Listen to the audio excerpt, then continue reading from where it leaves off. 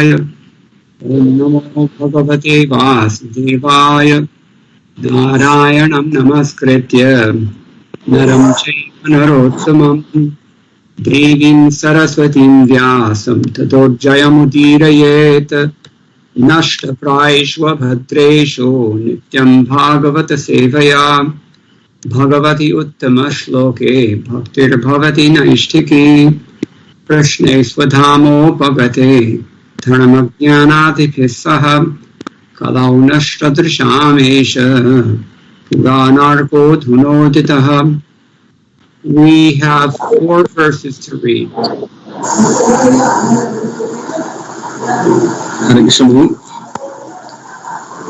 Someone has their microphone.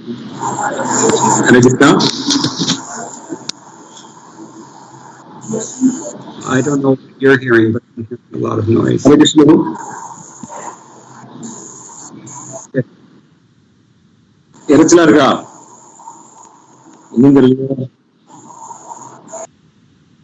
you hear me, Prabhuji? Yes, Prabhuji, I can hear you. Okay. So I'm going to depart from the normal format a little bit because we have 4 verses that go together according to our acharyas. So இன்னைக்கு வந்து நம்ம எப்பவும் பார்க்கக்கூடிய மாதிரி பார்க்காம நம்ம வந்து 4 ஸ்லோகத்தை சேர்ந்து பார்க்க போறோம். 4 ஸ்லோகங்கள் ஒரு செட்டா வருது. அந்த ஆச்சாரியர்கள் அதுக்கு விளக்கம் அளிக்கிறார்கள். From this point on, many important verses are coming, beginning with tonight's verses. இந்த ஸ்லோகத்துல ஆரம்பிச்சு ரொம்ப முக்கியமான ஸ்லோகங்கள் வருகின்றன. இன்னையிலிருந்து ஆரம்பிச்சு this very famous verse today, text 21, we'll do first. So இது ரொம்ப பிரசித்தமான ஸ்லோகம் 21வது ஸ்லோகம் இப்ப நம்ம பாப்போம். There's also a tremendous amount of commentary for these verses, so it's going to take some time, and we'll split these 4 verses up into tonight and tomorrow morning. So இந்த ஸ்லோகத்துக்கு ஆச்சாரியர்கள் நிறைய வியாக்கியானங்கள் கொடுத்திருக்கிறார்கள். அது மட்டுமல்ல நம்ம இந்த 4 ஸ்லோகத்தை இன்னைக்கு 2 ஸ்லோகமும் நாளைக்கு மீதி நம்ம பார்ப்போம். Even then we may not be able to cover everything. We'll see. So நம்ம எல்லாத்தையும் பார்த்து முடியுமா தெரியல, நம்ம முயற்சி பண்ணுவோம். Okay, so I will just chant the 4 verses all at once myself, and then Prabhuji, why don't you read just the translations for all 4 verses, and then we can go back and discuss the purport. Does that sound okay? Yes, please.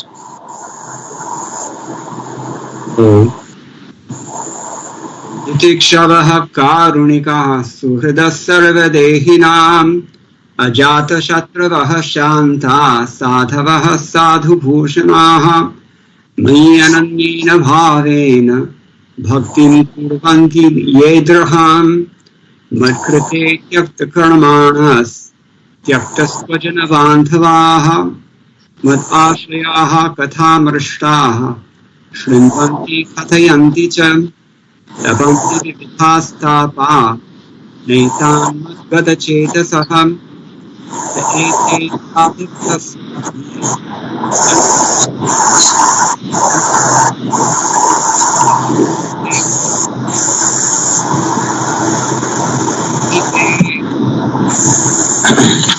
We are not able to hear at all. There's a lot of statics going on. Yes. Yeah, that's why it sounds like somebody's got their microphone unmuted, so maybe... It seems like it's coming from Vednarayan Prabhu for some reason, because as soon as he got on the call, it started.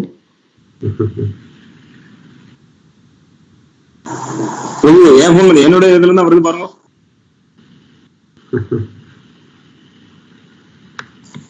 Hare Krishna.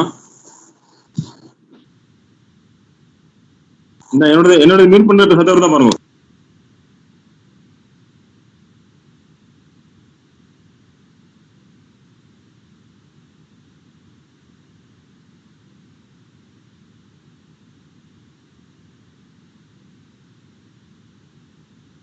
இப்போ ஹரே கிருஷ்ணா.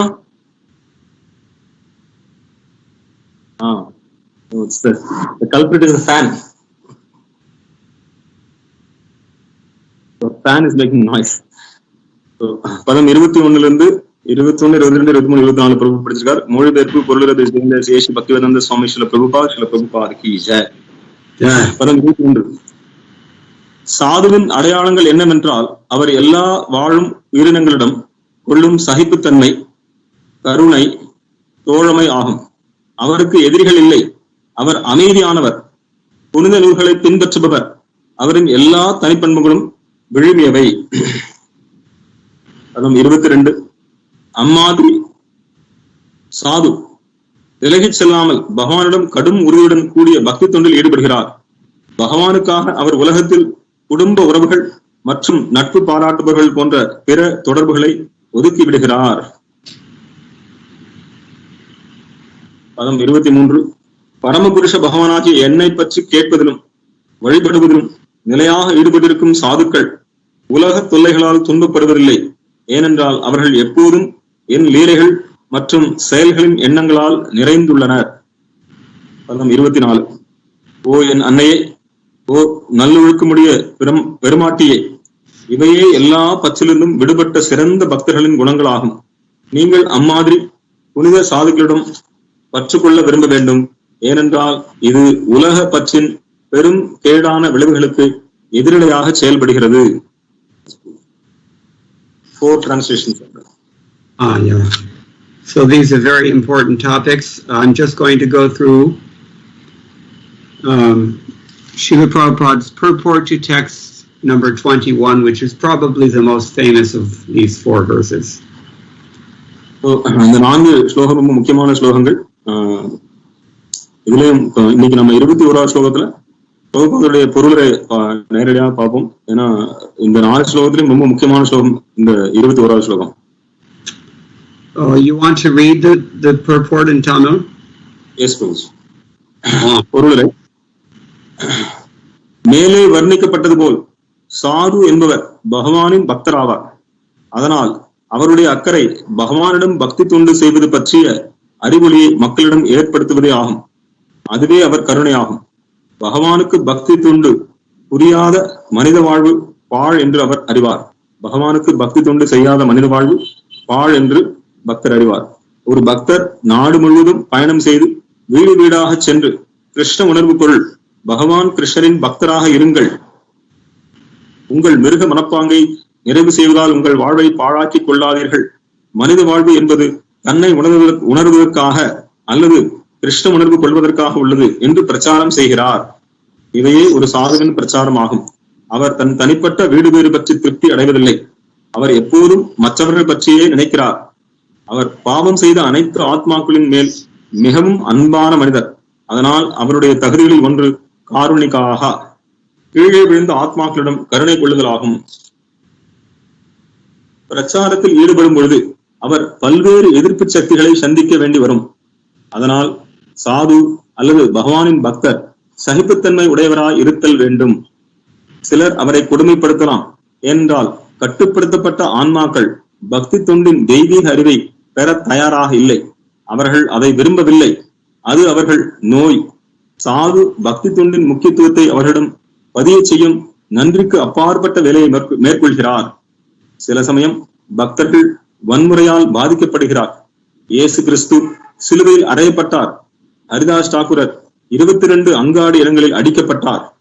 சைத்தன்ய பிரபுவின் தலைமை உதவியாளர் நித்யானந்தர் ஜகாய் மற்றும் மதாய் என்பவர்களால் வன்முறையாக தாக்கப்பட்டார். ஆனால் அவர்கள் அக்கொடுமைகளை எல்லாம் சகித்துக் கொண்டனர். ஏனென்றால் அவர்களின் சமயப்பணியே பாவம் செய்த ஆத்மாக்களை கடைத்தேற்றுவதாகும். சாதுவின் தகுதிகளில் ஒன்று என்னவென்றால் அவர் சகிப்புத்தன்மை உள்ளவர். பாவம் செய்த ஆத்மாக்களிடம் கருணை உள்ளவர். அவர் கருணை படைத்தவர். ஏனென்றால் அவர் வாழும் உயிரினங்களின் நலனை விரும்புகிறவர். அவர் மனித சமுதாயத்திற்கு மட்டுமின்றி விலங்கு சமுதாயத்திற்கும் நலன் விரும்பி ஆவார். சர்வதேகினாம் என்பது ஜட உலக உடல்களை ஏற்றுக்கொண்ட எல்லா உயிரினங்களையும் குறிக்கிறது என்று இங்கு கூறப்படுகிறது. மனித உயிரினம் மட்டுமே அல்லாமல் பூனைகள், நாய்கள் போன்ற பிற வாழும் உயிரினங்களும் ஜட உலக உடல்களை பெற்றுள்ளன. பகவானின் பக்தர் எல்லோரிடமும் பூனைகள், நாய்கள், மரங்கள் முதலின கருணை கொண்டவர். அவர் எல்லா வாழும் உயிரினமும் இறுதியாக இந்த ஜட உலக கட்டிலிருந்து விடுபட்டு முக்தி பெறும் விதத்தில் அவர்களை நடத்துகிறார். சைத்தன்ய பிரபுவின் சீடர்கள் ஒருவரான சிவானந்த சேன ஆன்மீக நிலையில் ஒரு நாயை நடத்தியதன் மூலம் அந்த நாய்க்கு வீடு பேறு அளித்தார். ஒரு சாதுவுடன் கொண்ட தொடர்பினால் ஒரு நாய் முக்தி அடைந்தது போன்ற பல நிகழ்ச்சிகள் உள்ளன. ஏனென்றால் ஒரு சாது எல்லா வாழும் உயிரினங்களின் நன்மைக்காக உயர்ந்த இரக்கமுள்ள செயல்களில் ஈடுபடுகிறார். ஒரு சாது யாருக்கும் பகைவராக இல்லாத போதிலும் இந்த உலகம் நன்றி இல்லாததாக இருப்பதால் சாதுவுக்கும் பகைவர்கள் உண்டு. ஒரு எதிரிக்கும் நண்பருக்கும் உள்ள வேறுபாடு என்ன? வேறுபாடு நடத்தையில் உள்ளது. ஒரு சாது எல்லா கட்டுப்படுத்தப்பட்ட ஆன்மாக்களுடன் அவர்கள் இந்த உலக கட்டிலிருந்து இறுதியாக விடுதலை பெறும்படி நடந்து கொள்கிறார். அதனால் ஒரு கட்டுப்படுத்தப்பட்ட ஆன்மாவை விடுவிப்பதில் ஒரு சாதுவை விட யாரும் அதிக நட்புடன் இருக்க முடியாது. சாது அமைதியானவர். அவர் மௌனமாக அமைதியாக புனித நூல்களின் கோட்பாடுகளை பின்பற்றுவார். சாது என்றால் புனித நூல்களின் கோட்பாடுகளை பின்பற்றுவர், அதே சமயம் பகவானின் பக்தர் என்று பொருள். புனித நூல்களின் கோட்பாடுகளை உண்மையாக பின்பற்றுபவர் பகவானின் பக்தராக இருக்க வேண்டும். ஏனென்றால் எல்லா சாஸ்திரங்களும் பரமபுருஷ பகவானின் ஆணைகளுக்கு கீழ்ப்படிய வேண்டும் என்று அறிவுறுத்துகின்றன. அதனால் சாது என்றால் புனித நூலின் ஆணைகளை பின்பற்றுபவர் என்றும் பகவானின் பக்தர் என்றும் பொருள். இந்த எல்லா தனித்த பண்புகள் ஒரு பக்தனிடம் மேலோங்கி இருக்கும். ஒரு பக்தர் தேவர்களின் எல்லா குணங்களையும் நல்ல குணங்களையும் வளர்ப்பார். ஆயினும் ஒரு பக்தர் அல்லாதவர் நன்கு கல்வி கற்ற தகுதி பெற்றிருப்பினும் தெய்வீக உணர்வுகளின் தகுதியின்படி உண்மையான நல்ல தகுதிகள் அல்லது நல்ல தனித்த பண்புகள் இல்லாதவர். யாத்ரிஷி மயி பக்திः ஸ்யாத் தாத்ரிஷி அன்யத்ர நைவ சேத் அனன்ய பக்திருத்ரேகாத் அனயைவ தரேத் ஸ்ருதிம் ஏக பூர்ணோ ஹரிர்நான்யஸ் தத் அன்யே தத் வசாமதாஹ இதி ஞானம் ஸ்திரம் யத்தத் ஐகாத்மா ஞானம் உச்யதே. These are two shlokas that Madhvacharya cites here in his commentary on this verse from the Brahmanda Purana. Madhvacharya சில மத்வாச்சாரியர் பிரம்மாண்ட புராணத்திலிருந்து இரண்டு பதங்களை மேற்கோள் காட்டுகிறார். Apparently these verses are spoken by the Lord, or the first one is at least.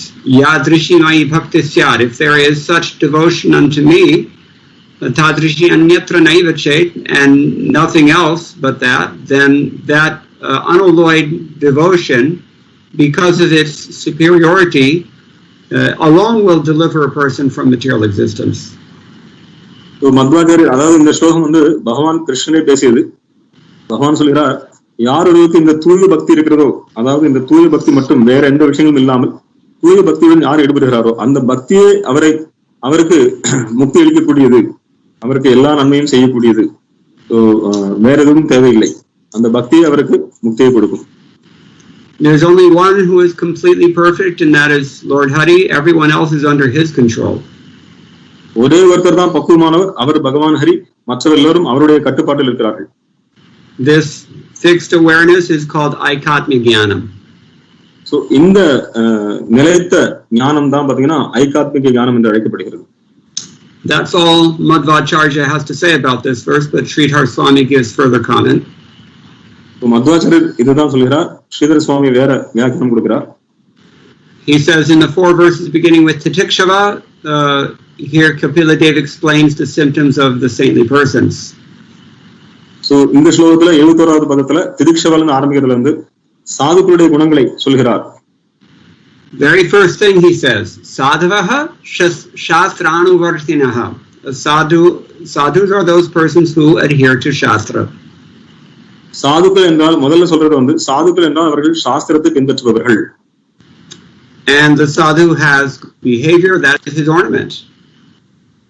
சாது நல்ல நன்னடத்தை உடையவர், அதுதான் அவருடைய ஆபரணம். That's his only ornament, as a matter of fact. அவருடைய ஒரே ஆபரணம் அவருடைய நன்னடத்தை தான்.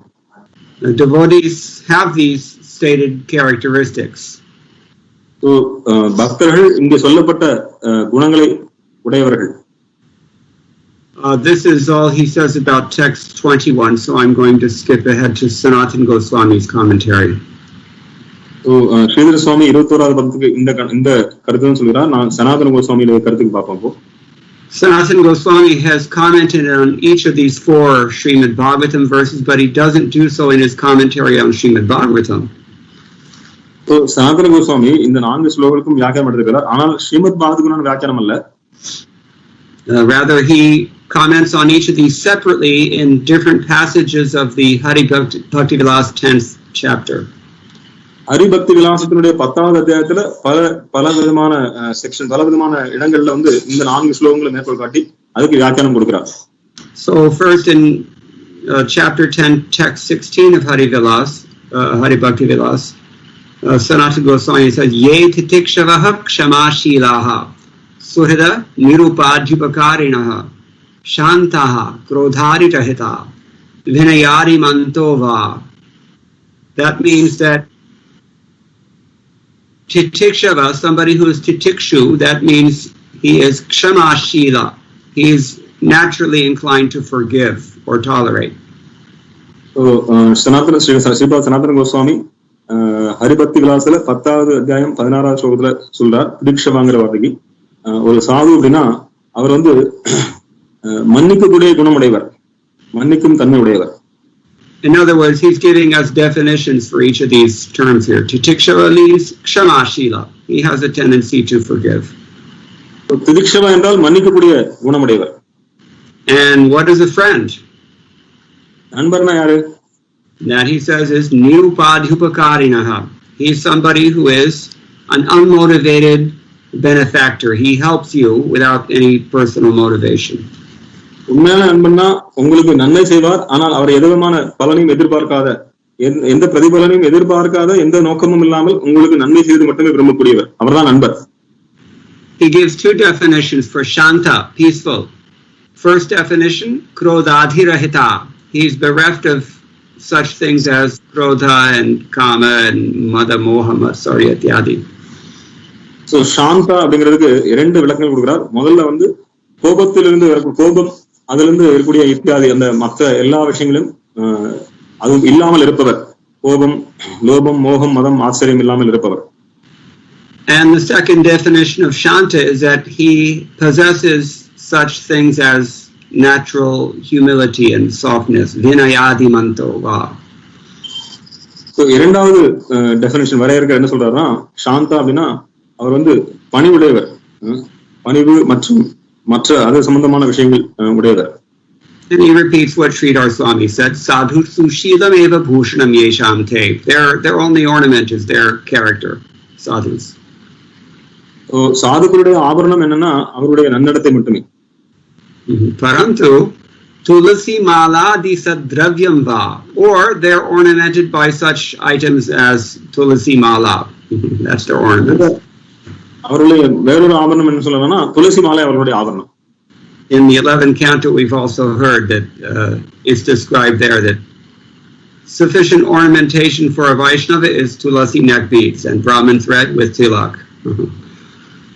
11வது ஸ்கந்தத்தில் சொல்லப்பட்டிருக்கு, பிராமணர்களுக்கு வந்து அவர்களுக்கு ஆபரணம் என்னன்னா அவர்களுக்கு துளசி மாலை, திலகம் மற்றும் பிராமணர் அணியக்கூடிய அந்த முப்புரி நூல். Tarhite sadhavaha bhagavad bhakta ityarthaha. The meaning is that these are the sadhus. In other words, these are devotees. இதுதான் சாது அல்லது பக்தர். Implicitly, he's saying that real sadhu means he has to be bhagavad bhakta. உண்மையான சாதுனா பகவானுடைய பக்தர்கள். And then he quotes from 9th canto, 4th chapter, text 63 to back this up. அதன் பிறகு ஸ்கந்தம் 9 9:463 Bhagavatam.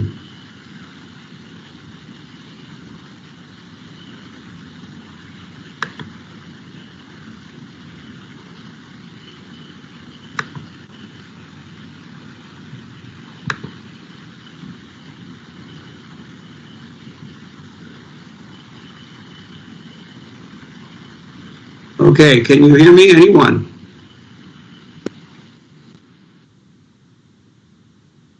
Okay, so he's coming back, we hope.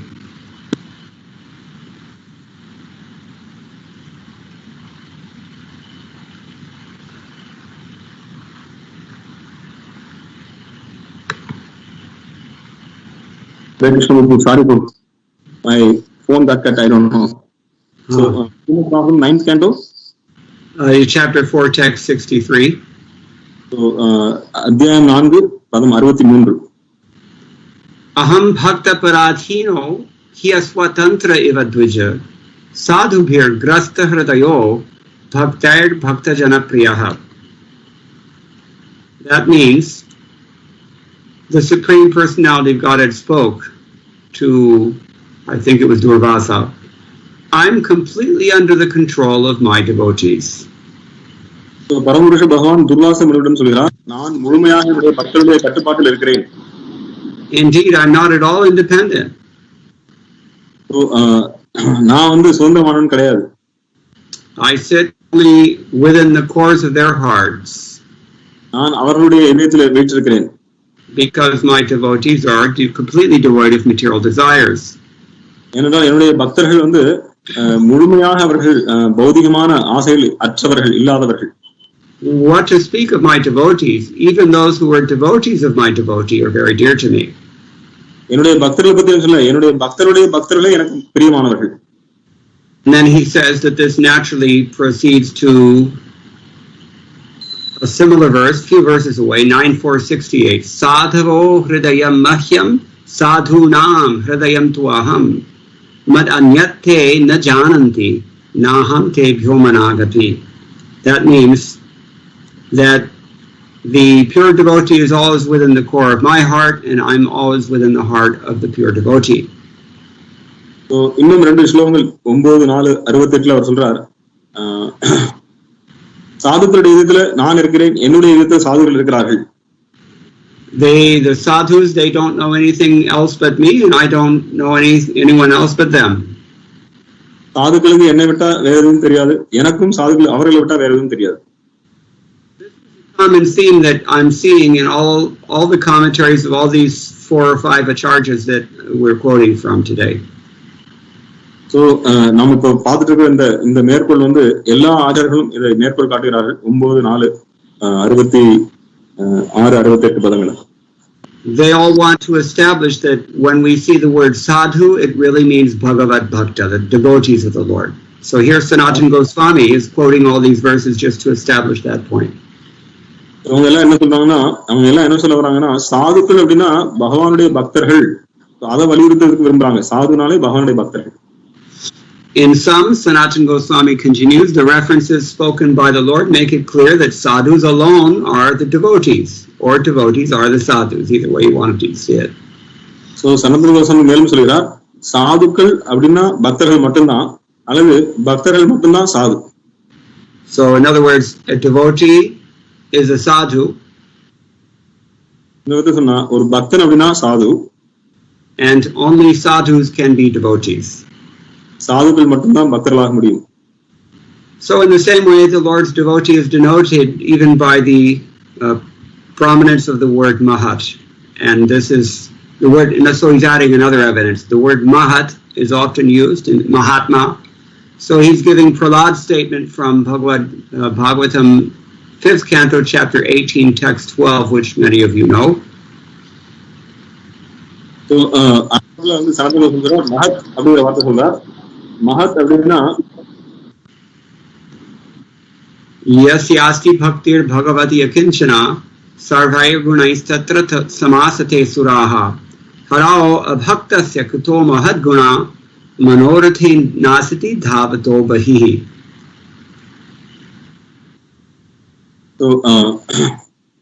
பக்த பிரகலாதர் வந்து மஹத் அப்படிங்கிற வார்த்தைக்கு சொல்றார். நம்ம மஹத்துங்கிற வார்த்தை வந்து பக்தருக்கு யூஸ் பண்ணுவோம். அப்போ மஹத்துங்கிற வார்த்தைனா யார் ஒருவர் பகவானுடைய தூய பக்தராக இருக்கிறாரோ அவர் தேவர்களுடைய எல்லா நற்குணங்களும் அவரிடத்துல வெளிப்படுகின்றன. ஆனா பக்தர்களாளர்கள் என்னதான் மற்ற அவங்க கற்றறிந்து எவ்வளவுதான் அவர்கள் மேலோங்கி இருந்தாலும் அவர்களிடத்துல நல்ல குணம் எதுவும் இருப்பதற்கு வாய்ப்பில்லை. என்றால் அவர்கள் தன்னுடைய மனோரதத்தில் ஏறி அவர்கள் பௌதிகமான விஷயங்களை நோக்கி போயிருப்பதால் அவர்களிடத்தில் நல்ல குணங்கள் இருக்க வாய்ப்பில்லை. Did you gave the translation for this verse, correct? Yes, true, yes. So those of you who are listening very keenly, you may have noticed by now that this verse that we're given by Sanatana Goswami in his commentary, it was also paraphrased or at least implied at the end of Srila Prabhupada's purport. So நீங்க கவனமா கவனிச்சிருந்தீங்கன்னா ஸ்ரீல பிரபுபாதருடைய பொருளுரையிலும் சனாதன கோஸ்வாமி மேற்கோள் காட்டக்கூடிய அதே 5, 18, 12 பக்த பிரகலாதருடைய அந்த ஸ்லோகமும் அதை வந்து பிரபுபாதரும் இங்க வந்து தன்னுடைய சொந்த வார்த்தைகளை சொல்லியிருப்பார். அதே இதை மேற்கோள் காட்டியிருப்பார். And originally, of course, the verse is actually spoken by Prahlad Maharaj. இந்த குணம் இந்த ஸ்லோகமானது பக்த பிரகலாதரால பகவானுக்கு பாடப்பட்டது. So it's a very strong statement, in fact, very, very strong statement. ரொம்ப ஒரு கடினமான வாக்கியம் அது. ஏன்னா ரொம்ப உறுதியாக சொல்லியிருப்பார் பக்த பிரகலாதர். What are we being told here? We're being told that the devotees have all good qualities and the non-devotees never have any good qualities. நம்ம என்ன சொல்றோம், என்ன கடினமா சொல்லியிருக்காரு பக்த பிரகலாதர், என்ன பலமாக அறுதிட்டு சொல்லியிருக்காருன்னா, பக்தர்கள் அப்படின்னா அவர்கள் எல்லா நல்ல குணங்களையும் கொண்டிருப்பார், பக்தர் அல்லாதவன்னா அவன்கிட்ட எந்த நல்ல குணமும் கிடையாது. In this particular class, we've already discussed that verse from the 5th canto long ago, but there's a lot of இதே நம்ம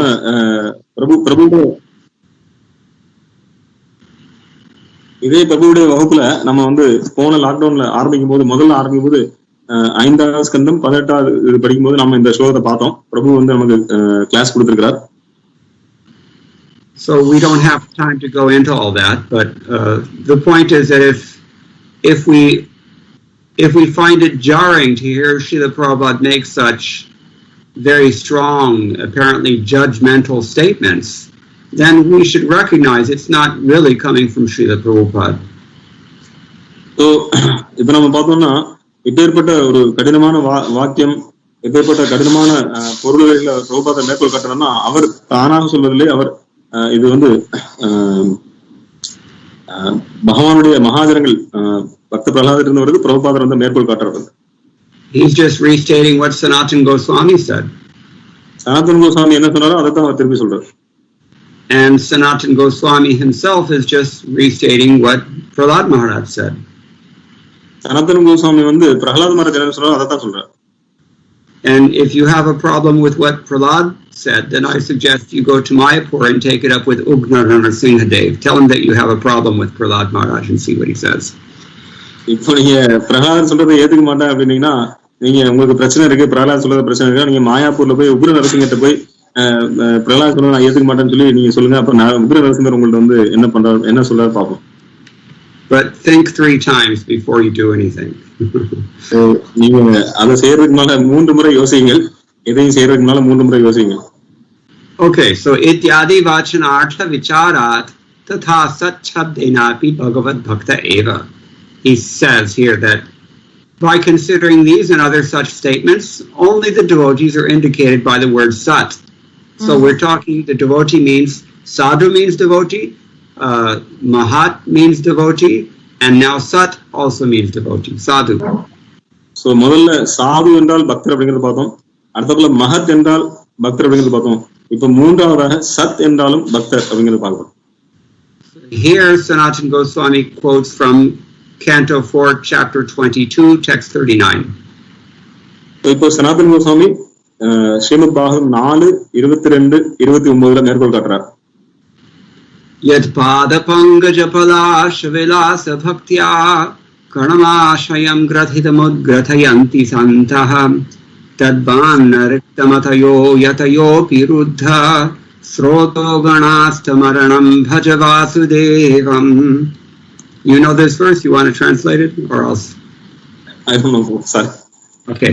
The devotees who are always engaged in the service of the toes of the lotus feet of the Lord can very easily overcome the hard knotted desires for fruitive activities. இப்போ எந்த பக்தர்கள் பகவானுடைய தாமர திருவடிகளுக்கு தொண்டு செய்வதில் தொடர்ந்து ஈடுபட்டிருக்கிறார்களோ அந்த பக்தர்கள் தங்களுடைய எதிர்த்திருக்கூடிய இந்த கடினமான முடிச்சாகிய பௌதீக ஆசைகள் அப்படிங்கிற கடினமான முடிச்சை மிக எளிதில் அவிழ்த்திட முடியும். Because this is very difficult, non-devotees such as Gyanis and Yogis, although trying to stop the waves of sense gratification, cannot do so. ஏன்னா பக்தர்களாதவர்கள் பல வழிகளில் இந்த பௌதிகமான குணங்களுடைய அலைகளை நிப்பாட்ட முயற்சி பண்ணாலும் அவர்களால் நிப்பாட்ட முடிவதில்லை. Therefore, just worship the lotus feet of Krishna, the Vasudeva, son of Vasudeva. பகவான் கிருஷ்ணனுடைய திருவடியை நீங்க வழிபடுங்கள், வாசுதேவருடைய திருவடியை வழிபடுங்கள். I remember that Srila Prabhupada, in the old days, when everyone used to stare at us in India, they were saying that we were all CIA agents because we were Americans. They just assumed if he's an American, he has to be a CIA agent. So முன்னால பிரபுபாதருடைய வயசான காலத்துல நாங்கெல்லாம் இங்க இந்தியாவுக்கு வந்தப்போ அப்போ வந்து குறிப்பாக வெள்ளைக்காரர்களை வந்து இந்தியர்கள் மாதிரி பார்ப்பாங்க, நேர இறங்க பார்ப்பாங்க, மூழ்கி பார்ப்பாங்க. அப்ப என்ன அர்த்தம்னா நாமெல்லாம் வந்து அமெரிக்கர்களுடைய அந்த உளவுத்துறை CIA அவங்களுடைய ஏஜென்ட், அவங்களுடைய பிரதிநிதி அப்படிங்கிற மாதிரி எங்களை வந்து ஒரு மாதிரி பார்ப்பாங்க. They even went one journalist even went so far as to suggest that the shikaras on top, where the chakra was on top of the temple, that was actually a radio transmitter to CIA headquarters in Langley, West Virginia. ஒரு report என்ன பண்ணாங்கன்னா, இந்த ஒவ்வொரு கோயில் மேல இருக்கக்கூடிய அந்த கோபுரத்து மேல இருக்கக்கூடிய சக்கரம், அந்த சக்கரம் தான் பாத்தீங்கன்னா டிரான்ஸ்மிட்டர், அதுதான் வந்து இந்த எல்லா செய்திகளையும் எல்லாத்துக்கும் இந்த CIA ஏஜென்ட் அவங்க ஆபீஸ்க்கு தான் அனுப்புது அப்படிங்கிற மாதிரி சொல்றாங்க. But according to this verse, Srila Prabhupada rebutted that argument. So இந்த ஸ்லோகத்தை வச்சு பிரபுபாதர் வந்து அந்த வாதத்தை முறியடிக்கிறார். Who is the CIA agent who can follow these four regulative principles strictly? யார் அந்த CIA ஏஜென்ட், அந்த அமெரிக்க உளவாளி யார் வந்து அவரால் வந்து இந்த 4 விதிமுறைகளை யாரால கடைபிடிக்க முடியும்? What CIA agent is willing to shave his head and put on saffron cloth and wake up at 3:30 in the morning and take a cold shower?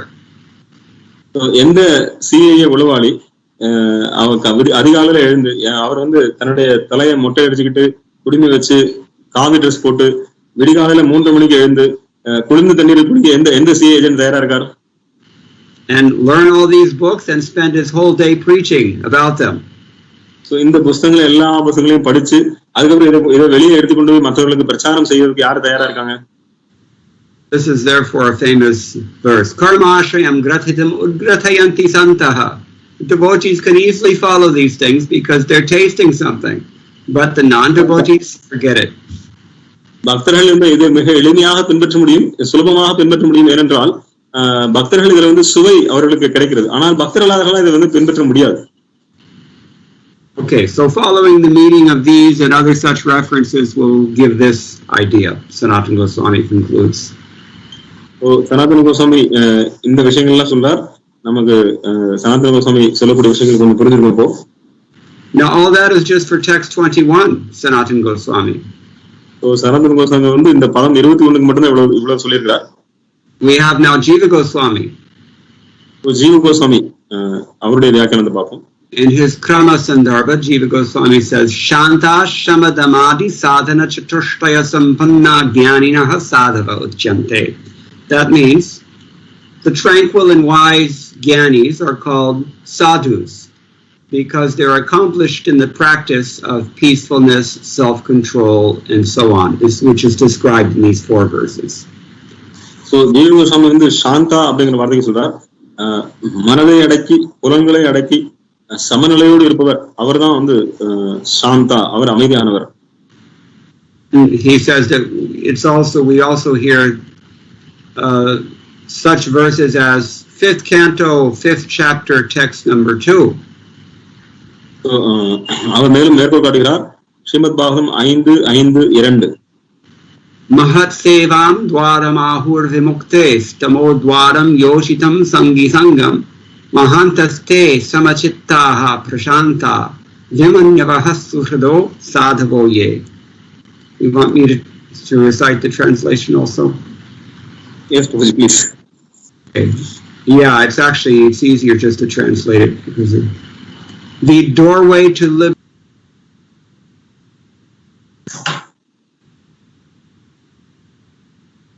So, முக்திக்கான பாதை, மகாத்மாக்களுக்கு செய்யக்கூடிய சேவையானது முக்திக்கான பாதையை திறந்திருக்கிறது. We couldn't hear.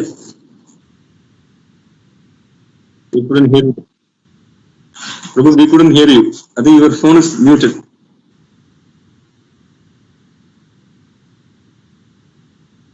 Prabhuji.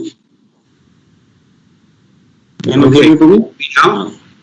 Yes, Prabhuji. Okay, sorry. So then he says, Mahat Sevan Dwaram Ahur Muktes. They say that the doorway to liberation is service to the Mahatmas.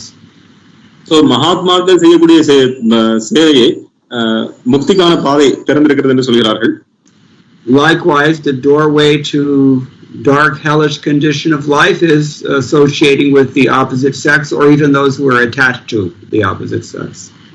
So எதிர்பாலருடன் கொண்டக்கூடிய உறவு அல்லது எதிர்பாலனுடைய யார் உறவு கொண்டிருக்கிறார்களோ அவர்கள் மேல நீங்க பற்றுதல் வைத்திருந்தீங்கன்னா அவர்களுக்கு நரகத்தின் பாதை திறந்திருக்கிறது.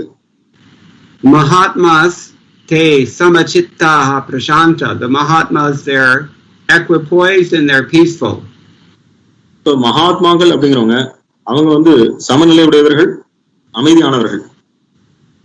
Manyava suhrito sadhavo ye. They do not become angry and they are friendly to all and they are qualified devotees without any abominable behavior. இமன்யவக அவர்கள் யாரிடத்திலும் கோபம் கொள்வதில்லை, பொறாமை கொள்வதில்லை,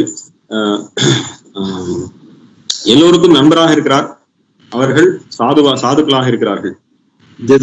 Does this sound familiar to anyone? யாருக்காவது ஏற்கனவே கேள்விப்பட்டிருக்கீங்களா இதை?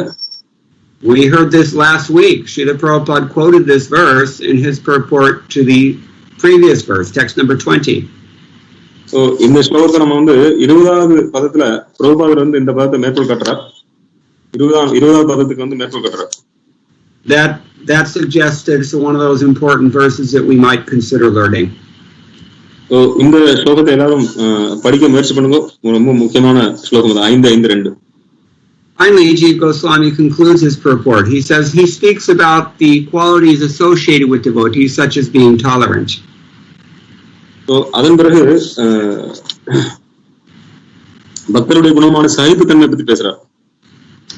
Again, like Sridhar Swami and Sanatan Goswami, Jiva Goswami also repeats, their only personal ornament is the sadhus.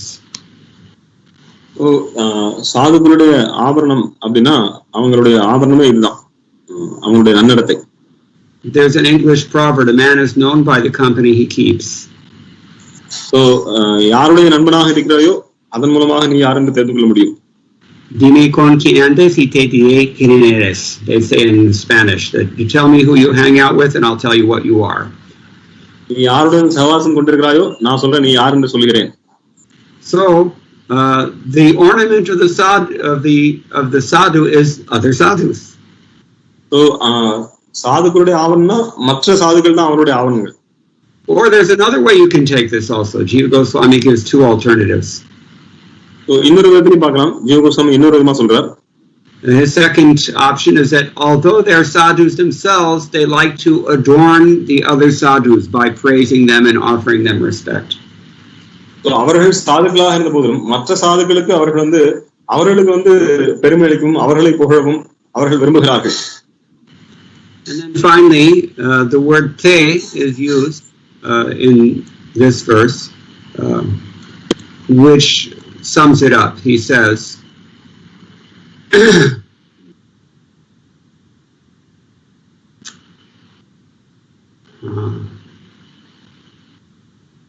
Tasman natapantiti upasangharati ta iti.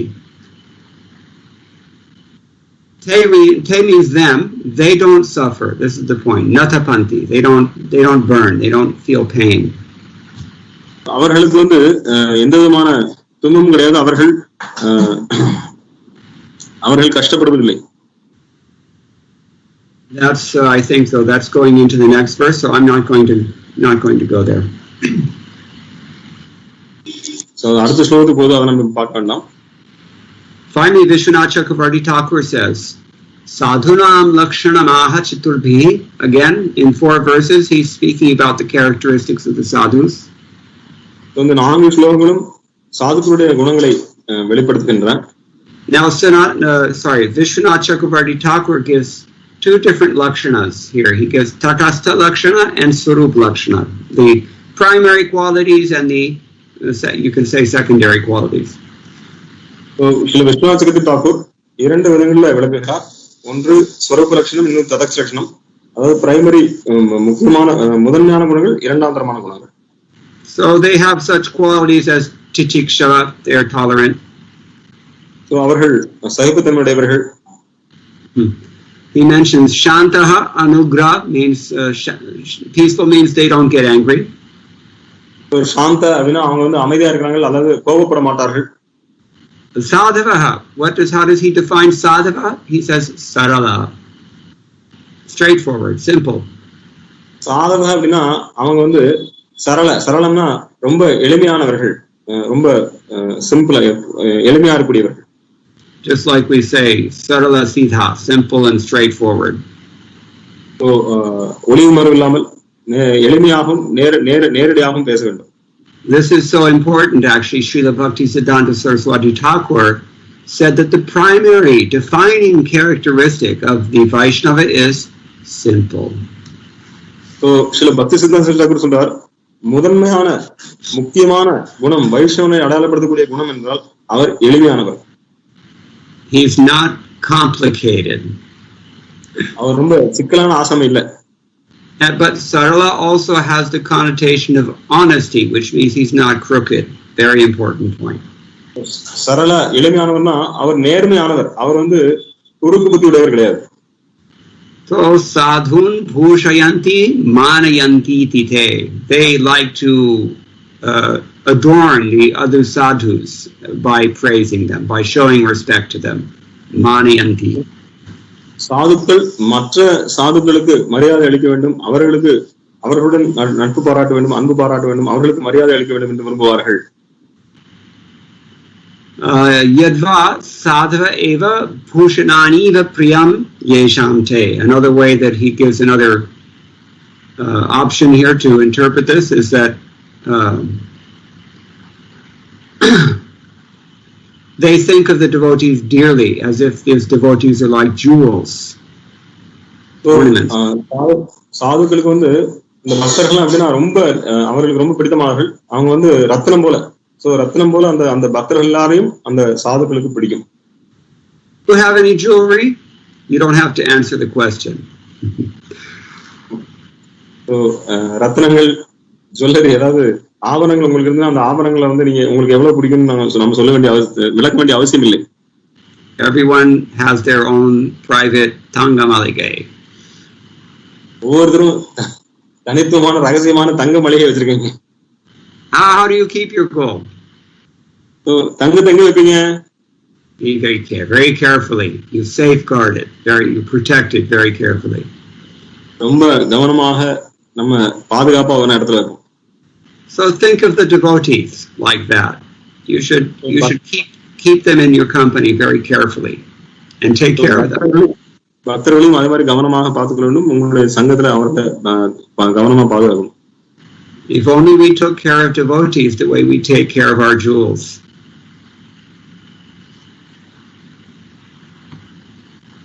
Your voice is breaking. Is it my phone or? Can you hear me now? Radhe Radhe? Yes, Prabhuji. Okay. I said if only we would take care of devotees the way we take care of our jewelry.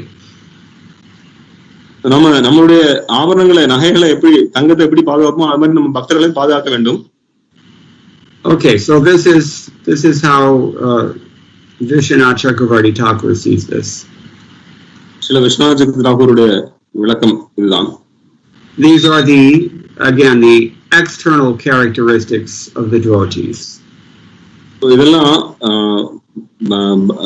பக்தர்களுடைய பகிரங்கள், வெளிப்புற குணங்கள்.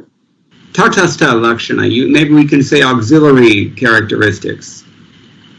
இரண்டாம் தர ததஷ்ட லட்சணங்கள்.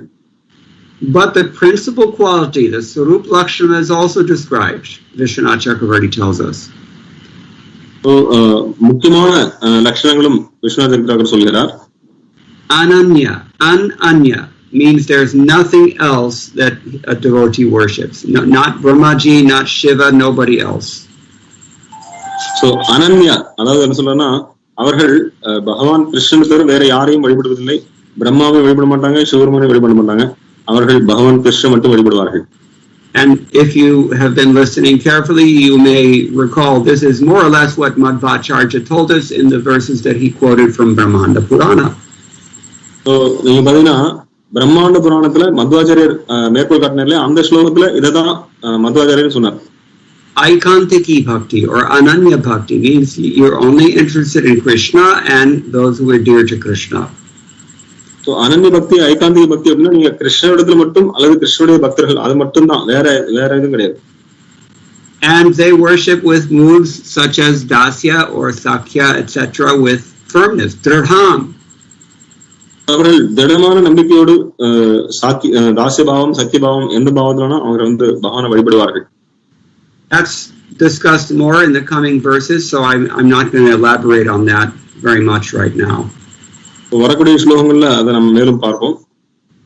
What we can do in just a few minutes before ending, I'll just quickly go through Srila Prabhupada's lecture on this verse from 1974, November probably, or December in Mumbai, which is published in Teachings of Lord Kapila.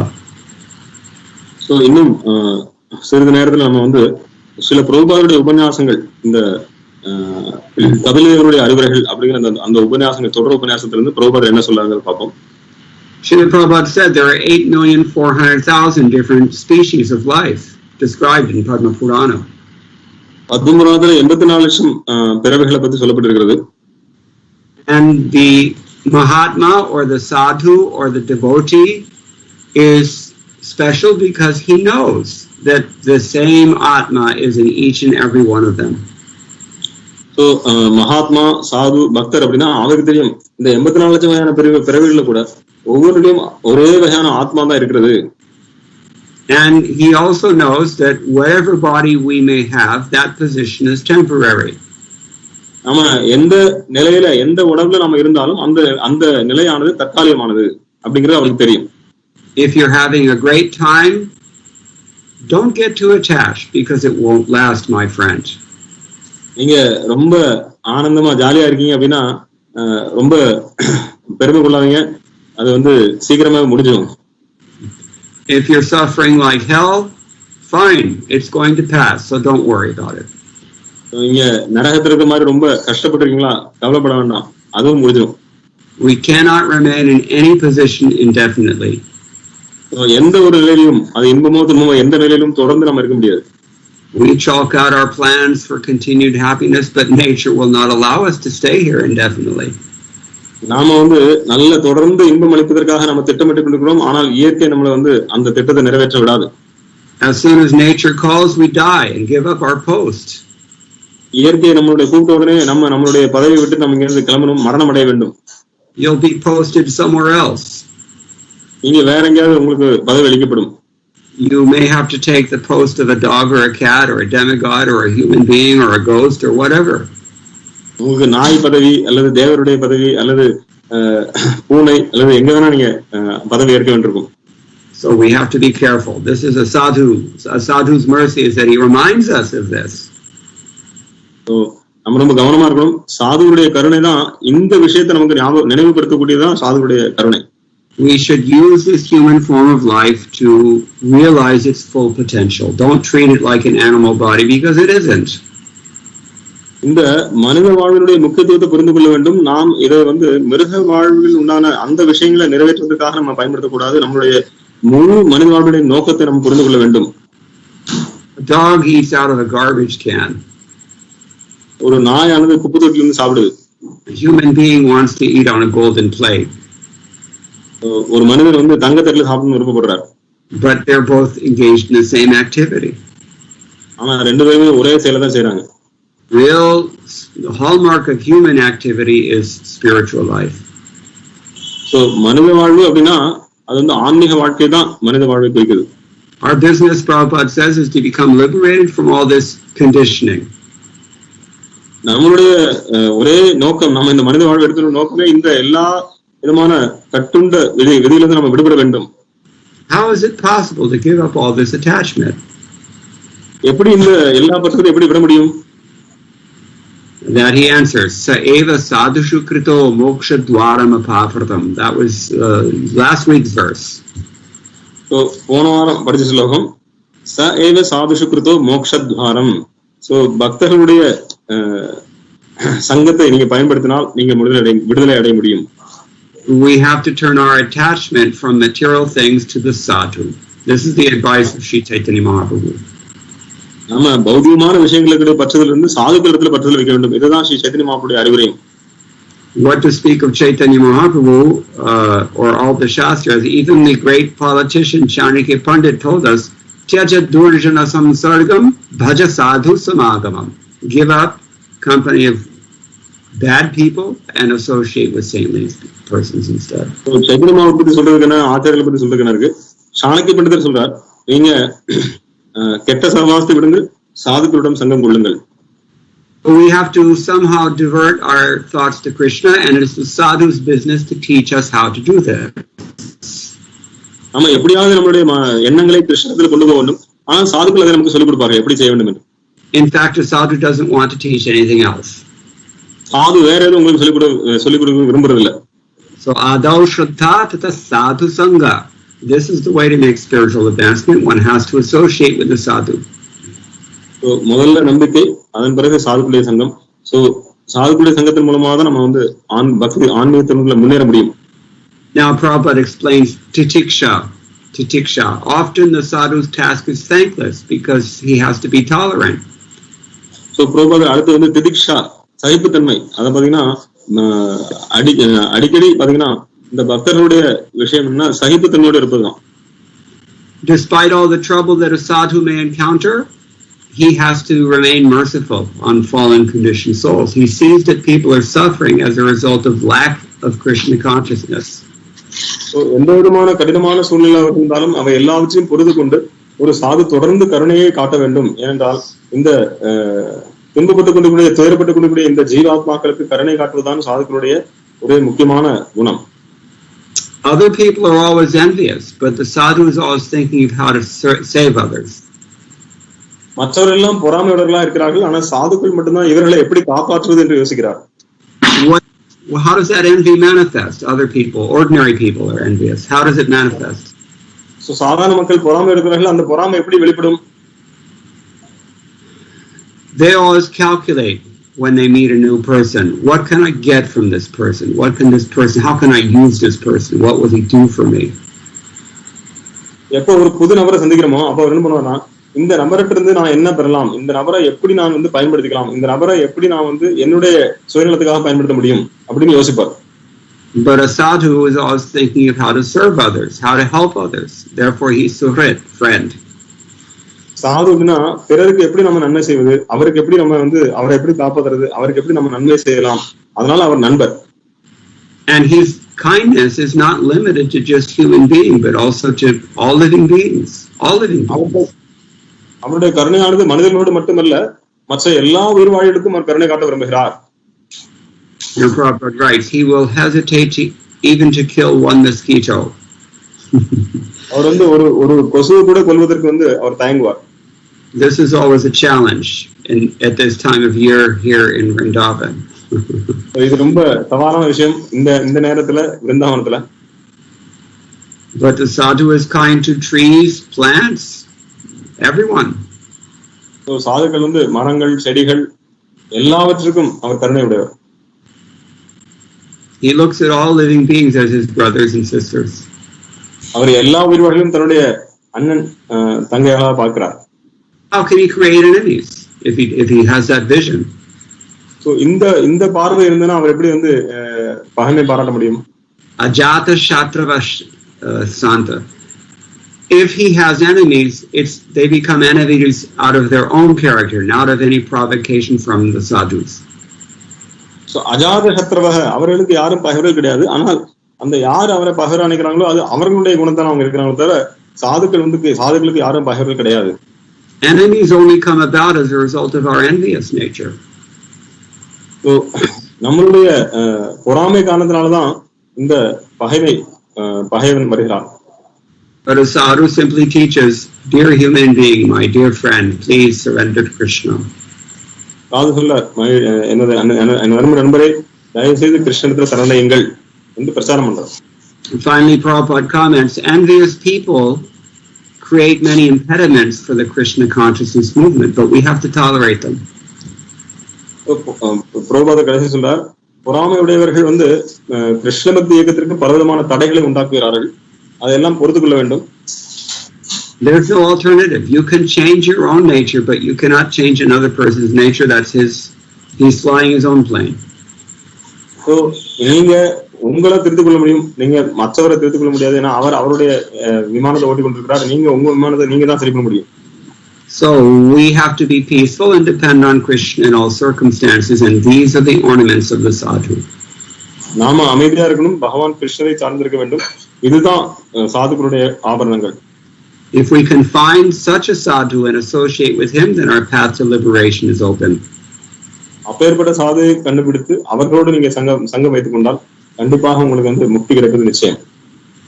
So in the next verse, Kapila Dev further explains what are the activities of the sadhu. We've heard the ornaments of the sadhu today. What are his activities? That we'll hear next. So அடுத்த ஸ்லோகம் பார்த்தீங்கன்னா இவர் அவருடைய ஆபரணங்களை 21வது பத்தில பார்த்தோம், 22வது பத்தில அவருடைய செயல்களை பத்தி சொல்றார். Now we're out of time and we've only discussed the first verse. So it looks like we're going to take 2 weeks for these 4 verses. I'm sorry to say. நேரம் ஆயிடுது. நம்ம இந்த ஒரு ஸ்லோகம் தான் பார்த்திருக்கோம், அதனால 2 வாரம் இந்த 4 ஸ்லோகங்கள் நம்ம பார்க்கிறதுக்கு 2 வாரம் எடுத்துக்கிட்டு இருக்கோம். Anyway, it's probably just as well because these are such deep topics and so important also that they really deserve more attention. So ரொம்ப ஆழ்ந்த கருத்துக்கள் இந்த தலைப்புகள் இந்த விஷயங்கள், அதனால நம்ம நேரம் எடுத்து அதை பார்க்க வேண்டும். Okay, so I'm going to stop here, but if anybody has any questions or comments, please raise your hand. நான் இங்க நிப்பாட போறேன். பக்தர்களுக்கு யாராவது கேள்விகள் கருத்துக்கள் இருந்தா நீங்க உங்களுடைய கைகளை உயர்த்தலாம்.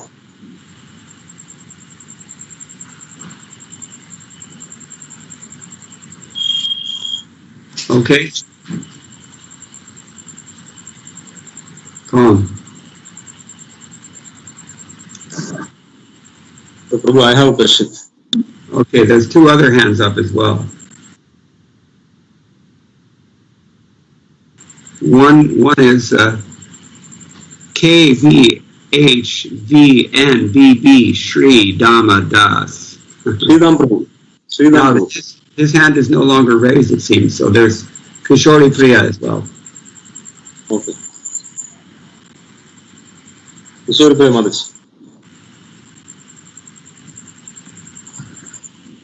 Hare Krishna Prabhuji, Dandavat Pranam, all goes to Sri Prabhupada. So actually I had 2 questions if we have time, otherwise I can do one and then you can do another one later if you we talked about Saralta, being Saral as the ornament of a sadhu, and so you gave a positive and a negative injunction to it. One is that he is like without any covering, or rather like very simple, and I take it as like without any covering, you can see through his heart, and the second one is that he doesn't harm anyone, or he does not harbor any negative thoughts against anyone. So how do we adopt this in our lives? Because oftentimes the negative is easier to not cultivate any negative thoughts for someone. But to be very simple also means to be very vulnerable in the world. So how do we balance that? So Madhavi, Translate first. Madhavi கேள்வினா பிரபு இந்த சரளதா, அதாவது எளிமையாக இருக்க வேண்டும் என்று சொன்னார். அதுல 2 விஷயம் சொல்லியிருந்தார். ஒன்று,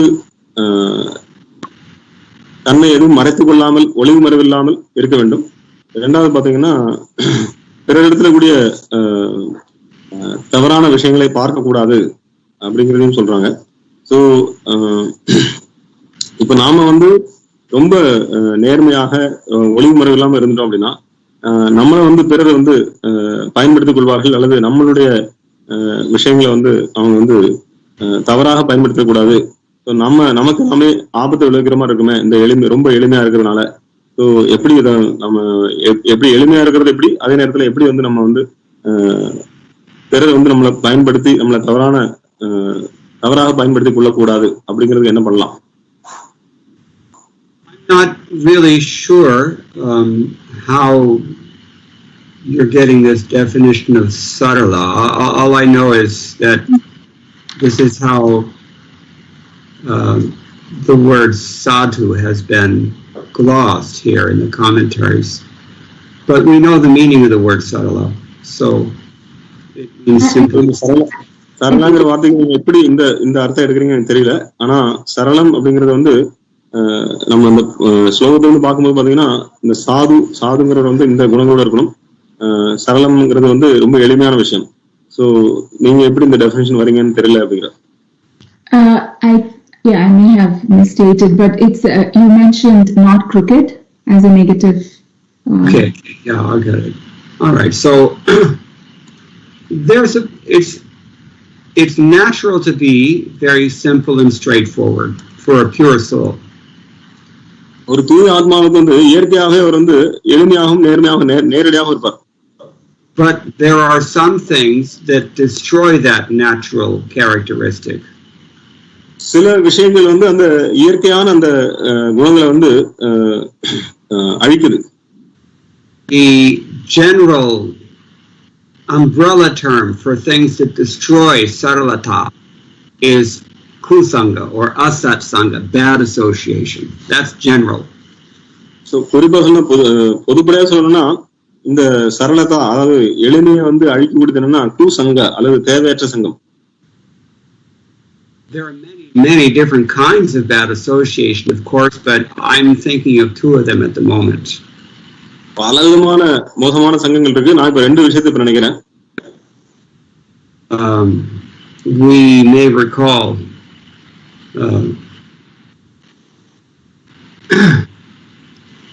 it's advised that Srila Prabhupada many times used to quote the English poet Cowper, who said that God created the country, man created the town. So பகவான் அதாவது ஆங்கிலத்தில் இருக்கக்கூடிய ஒரு விஷயம் சொல்ற ஒரு கவிதையை சொல்றார். பகவான் வந்து நாட்டுப்புறத்தை படைத்தார், நாடுகளை படைத்தார், ஆனா மனிதர்கள் வந்து நகரங்களை படைத்தார்கள். And anywhere in the world you go, in any age, you will see that in urban areas people lose their simplicity. நீங்க உலகத்துல எங்க வேணா போங்க, நகரங்கள் அல்லது நகரங்களுக்கு போனீங்கன்னா அவங்க வந்து அந்த எளிமை வந்து போயிடும் அவங்கள்ட்ட. And when you go into rural areas, people are they smile easier and they're just very simple and they're honest and they're happy. நீங்க கிராமப்புறங்கள்லாம் போனீங்கன்னா அங்க பாத்தீங்கன்னா அவங்க வந்து ரொம்ப எளிமையா இருக்கிறார்கள், அவர்கள் பொன்முறைகளோடு இருக்கிறார்கள், அவங்க நேர்மையா இருக்காங்க, ரொம்ப சந்தோஷமா இருக்காங்க. So somehow or other we have to be cautious as our space is invaded and we urbanize. எப்படியா நம்ம வந்து கொஞ்சம் கவனமா இருக்கணும். நாம வந்து இந்த நகரத்தன்மையினால நம்ம வந்து நம்மளுடைய மனம் மாறிவிடக்கூடாது. And if we're already living in a big city, then we have to be extra cautious because we should understand that we're surrounded by cannibals. So நம்ம ஏற்கனவே ஒரு பெரிய நகரத்துல வாழ்ந்துட்டு இருக்கோம்னா நம்ம வந்து நம்மளை சுத்தியும் வந்து இந்த மாதிரி எல்லா விஷயங்களும் இருக்கு நம்மளுடைய எளிமையை அழிப்பதற்காக. அப்ப நம்ம கவனமா இருக்கணும். There was a famous Chinese author named Lu Xun who wrote about this. He said, everywhere I go, I see people who are planning to eat me. ஒரு சைனீஸ் எழுத்தாளர் சொல்றார், நான் எங்க போனாலும் நான் பாக்குறேன் எல்லாருமே வந்து என்ன எப்படியாவது சாப்பிடணும்னு நினைக்கிறாங்க. In case you don't know anything about Chinese history, they have a tendency to turn to cannibalism when things get tough. So சைன வரலாறு உங்களுக்கு தெரியல அப்படின்னா அவர்கள் பாத்தீங்கன்னா நரமாமிசம் சாப்பிட கூட அவங்க தயாரா இருப்பாங்க. But the point that I'm making is that urban life is just like that. It's very dangerous. So இந்த நகர வாழ்க்கை அப்படிங்கிறது பாத்தீங்கன்னா அது ஆபத்தான வாழ்க்கை. Srila Prabhupada writes in the first canto purport that modern mechanistic industrialized urbanized societies sap the very human energy, sap the very vitality of the human being. முதல் ஸ்லோகத்துல சில பிரபுபாதர் பொருள் எழுதுறார். இந்த நகரமான வாழ்க்கை, இந்த நவீனமான தொழில்நுட்பமான இந்த வாழ்க்கையானது ஒரு இயந்திரத்தனமான வாழ்க்கை. ஒரு மனிதனுடைய உயிர் சக்தி, மனிதனுடைய அந்த உண்மையான சக்தியை உறிஞ்சி எடுத்துருது. ஸோ மனிதனுடைய மனித நேயத்தையே உறிஞ்சி எடுத்துருது. Therefore, Srila Prabhupada constantly encouraged us to move towards that rural, agrarian, self-sufficient, simple ideal. அதனால சில பிரபுபாதர் பாத்தீங்கன்னா நம்மள கிராமத்துப்புறங்கள் அல்லது தற்சார்புடைய கிராமங்கள் அந்த மாதிரி ஒரு விவசாயம் செய்யக்கூடிய ஒரு எளிமையான வாழ்க்கைக்கு போக சொல்ற. On a mundane economic and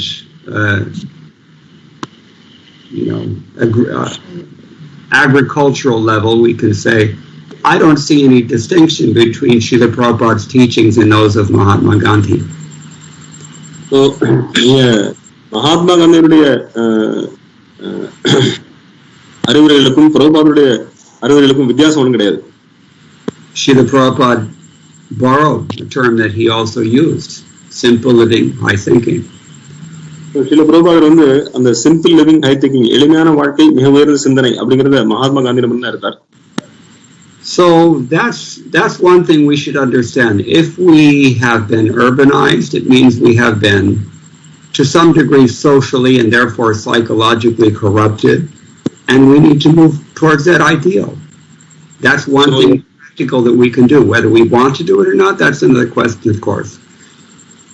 முதல்ல பாத்தீங்கன்னா நம்ம நகரமயமாக்கப்பட்டு நகரத்துல நம்ம வாழ்ந்துட்டு இருக்கோம் அப்படின்னாலே நம்ம என்ன பண்றோம்னா நாம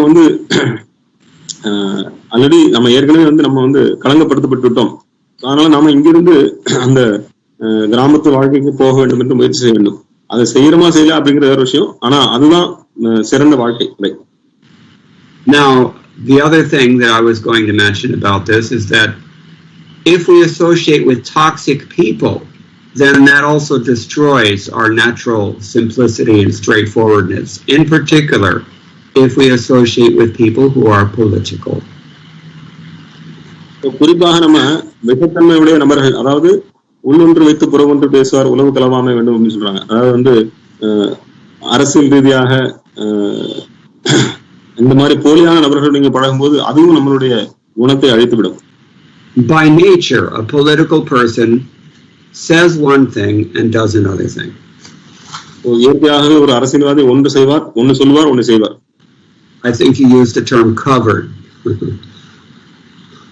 நீங்க நம்ம மூடி இருக்குன்னு சொல்றீங்க, cover. And Bhaktisiddhanta Saraswati Thakur has commented on this tendency. He said, it is normal in this worldly life for people to display one persona externally and to cherish a very different ideal inside, hidden away from the outside world. இந்த உலகத்துல இது ரொம்ப சாதாரண விஷயம். என்னன்னா வெளியே தன்னை ஒரு வேற ஏதாவது ஒரு நபரா காமிக்க வேண்டியது, ஆனா உள்ள அவர் அனுபவிக்கக்கூடிய விஷயங்கள் வேற ஆகும். It may even be that we have that tendency ourselves. நமக்கும் கூட அதே மாதிரி ஈடுபாடு இருக்கலாம். Therefore, the traditional advice and the practice since time immemorial has always been, if you want to be a sadhu, then stay far away from politicians, from kings and wealthy people who are movers and shakers in the world. They're dangerous. அதனால பொதுவாக வழங்கப்பட்ட அறிவுரை என்ன, இந்த அரசியல்வாதிகள், இந்த பெரிய செல்வந்தர்கள், இவங்களை விட்டு நம்ம தள்ளி இருக்கணும். ஏன்னா அது ரொம்ப ஆபத்தான சங்கம். So that's another thing we can do to try to protect this saralata or develop it. நம்மளுடைய எளிமையை காப்பாற்றுவதற்காகவும் அல்லது நம்முடைய எளிமையை வளர்த்துக் கொள்வதற்காகவும் இதை நம்ம செய்யலாம். But ultimately, the very best thing that we can do is to take complete shelter of Krishna's holy name by chanting very attentively the Hare Krishna Mahamantra. Hare Krishna, Krishna Krishna, Hare Hare, Hare Rama, Rama Rama, Hare Hare, trying to avoid the 10 offenses. So, செய்ய வேண்டியது என்னன்னா, இந்த ஹரே கிருஷ்ண மந்திரத்தை மிகவும் கவனத்தோடு உச்சரிக்க வேண்டும். அது மட்டுமல்ல, அந்த அபராதங்களை தவிர்த்து உச்சரிக்க வேண்டும். அப்படி நீங்க செய்தீர்கள் என்றால் பகவான் கிருஷ்ணனுடைய கருணை நமக்கு கிடைக்கும். This will be easier for some people than it will be for other people because we all have different experiences. So இது ஒரு சிலருக்கு சுலபமானதா இருக்கும், ஒரு சிலருக்கு கடினமானதா இருக்கும். நம்ம எல்லாருக்குமே பலவிதமான அனுபவங்கள் இருக்கு. People especially who have been burnt before in the past, they find it very, very difficult to be very open and trusting and, as you said, vulnerable. So ஒரு சில நம்மளுடைய அனுபவங்களால நம்ம காயப்பட்டிருப்போம், புண்படுத்தப்பட்டிருப்போம். அதனால நாம ஆபத்தான சூழல் இருக்கும். அதாவது நம்ம மிக எளிமையாக நம்ம காட்டிட்டோம், நம்மளுடைய விஷயங்கள்லாம் பிறருக்கு தெரிஞ்சுன்னா நாம கஷ்டப்படுத்தப்படுவோம் பிறரால, அப்படிங்கிற விஷயம் நம்ம அனுபவப்பட்டிருப்போம். For such persons, then, the discrimination, viveka, spiritual discrimination, has to be very carefully honed, and we have to choose our association very, very carefully. அந்த மாதிரி நபர்கள் ஏற்கனவே நம்ம ஒரு முறை காயப்பட்டுட்டோம் அப்படின்னா நம்ம நம்மளுடைய புத்தி விவேகத்தை பயன்படுத்தி நம்ம பிரித்தறிய வேண்டும். நம்மளுடைய சங்கம் யாரிடத்துல சங்கம் கொள்ள வேண்டும் என்பதை மிக கவனமாக நம்ம நம்மளுடைய புத்தியை பயன்படுத்தி யாரிடத்துல சங்கம் வைத்துக் கொள்ள வேண்டும் என்று முடிவெடுக்க வேண்டும். And the association of sadhus who have this saralata should become the pearls that we wear around our necks as our ornaments. That is the whole point of sadhushanam. எந்த பக்தர்கள் எளிமையாக இருக்கிறார்களோ அந்த பக்தருடைய சங்கம், அதுதான் அந்த பக்தர்கள் தான் நம்ம நம்மளுடைய முத்து மாலையாக அணிந்து கொள்ள வேண்டும். அந்த முத்துக்கள் தான் நமக்கு தேவை. சோ எளிமையான பக்தருடைய சங்கம் நமக்கு தேவை. And because we don't simply advance through osmosis or surrounding ourselves with good association, but we also have to participate in good association. Therefore, we should also offer tremendous respect to those devotees who have this qualification. நம்ம சும்மா நம்மளை சுத்தி நிறைய சாதுக்கள் இருந்தா மட்டும் நம்ம முன்னேற முடியாது. நாமளும் அதுல பங்கெடுத்துக் கொள்ள வேண்டும். என்ன பங்கெடுத்துக் கொள்ளணும்னா நாம் அவர்களுக்கு சேவை செய்ய வேண்டும், அவர்களுக்கு மரியாதை அளிக்க வேண்டும். And he's already described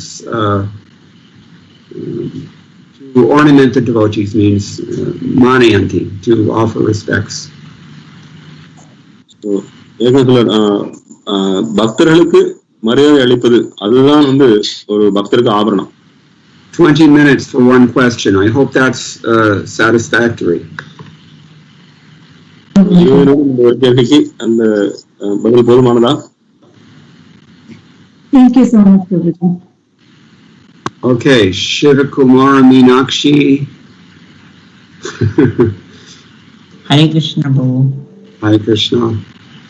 இல்ல பிரபு, பிரபு என்னுடைய கேள்வி என்ன பிரபு, நம்ம சாதுவோடைய குணங்கள், அதாவது சகிப்புத்தன்மை, கருணை, தோழமை, பொறுமை, இந்த மாதிரி குணங்கள் நம்ம கிட்ட முழுமையா இல்லாத பட்சத்துல நம்ம அந்த குணங்களை நம்ம முழுமையா நம்ம அடைவதற்கு நம்ம முயற்சி பண்றோம். நம்மளால அந்த குணங்களை நம்ம முழுமையாக அடைய முடியல. அப்போ பகவத்கீதையில பாகவத்துல அப்பேற்பட்ட சாதுவுடைய குணங்கள் கொண்டிருக்கவங்க எனக்கு பிரியமானவர்கள் அப்படின்னு பகவான் சொல்றார். அப்படி இருக்க நம்ம அப்பேற்பட்ட குணங்களை நம்ம முழுமையா பெறணும்னா என்ன பண்ணணும்? அப்படி முழுமையா அந்த குணங்களை பெற்றிருந்தாதான் பகவான் நம்ம பிரியமானவங்களா இருக்க முடியுமா? இதான் என்னுடைய கேள்வி. So Raghuram Prabhu's question is, Prabhu, so we heard in this Titikshava Karunika, these are all the qualities of the devotee. So but I am trying to develop those qualities, but I am not having all those qualities in full. In Bhagavad Gita we study that Krishna says those devotees who have these qualities, they are very dear to me. So two questions he has. One is how to develop these qualities so that I can be perfect. Second, if I have these qualities, will Krishna be pleased with me? So these are the two questions. Okay, so first of all, Krishna is already pleased with you because you have these qualities to some degree. Now, so முதல்ல கிருஷ்ணர் முதல்ல திருப்தியா இருக்காரு. ஏன்னா இந்த குணங்கள்லாம் உங்கள்ட்ட இந்த குணங்கள்லாம் உங்கள்ட்ட இருக்கு, கொஞ்சமாவது உங்கள்ட்ட அந்த குணங்கள்லாம் இருக்கு. But more importantly, it's not just by qualifications that Krishna is pleased. இந்த குணங்களால மட்டும் கிருஷ்ணர் வந்து திருப்தி அடைவதில்லை.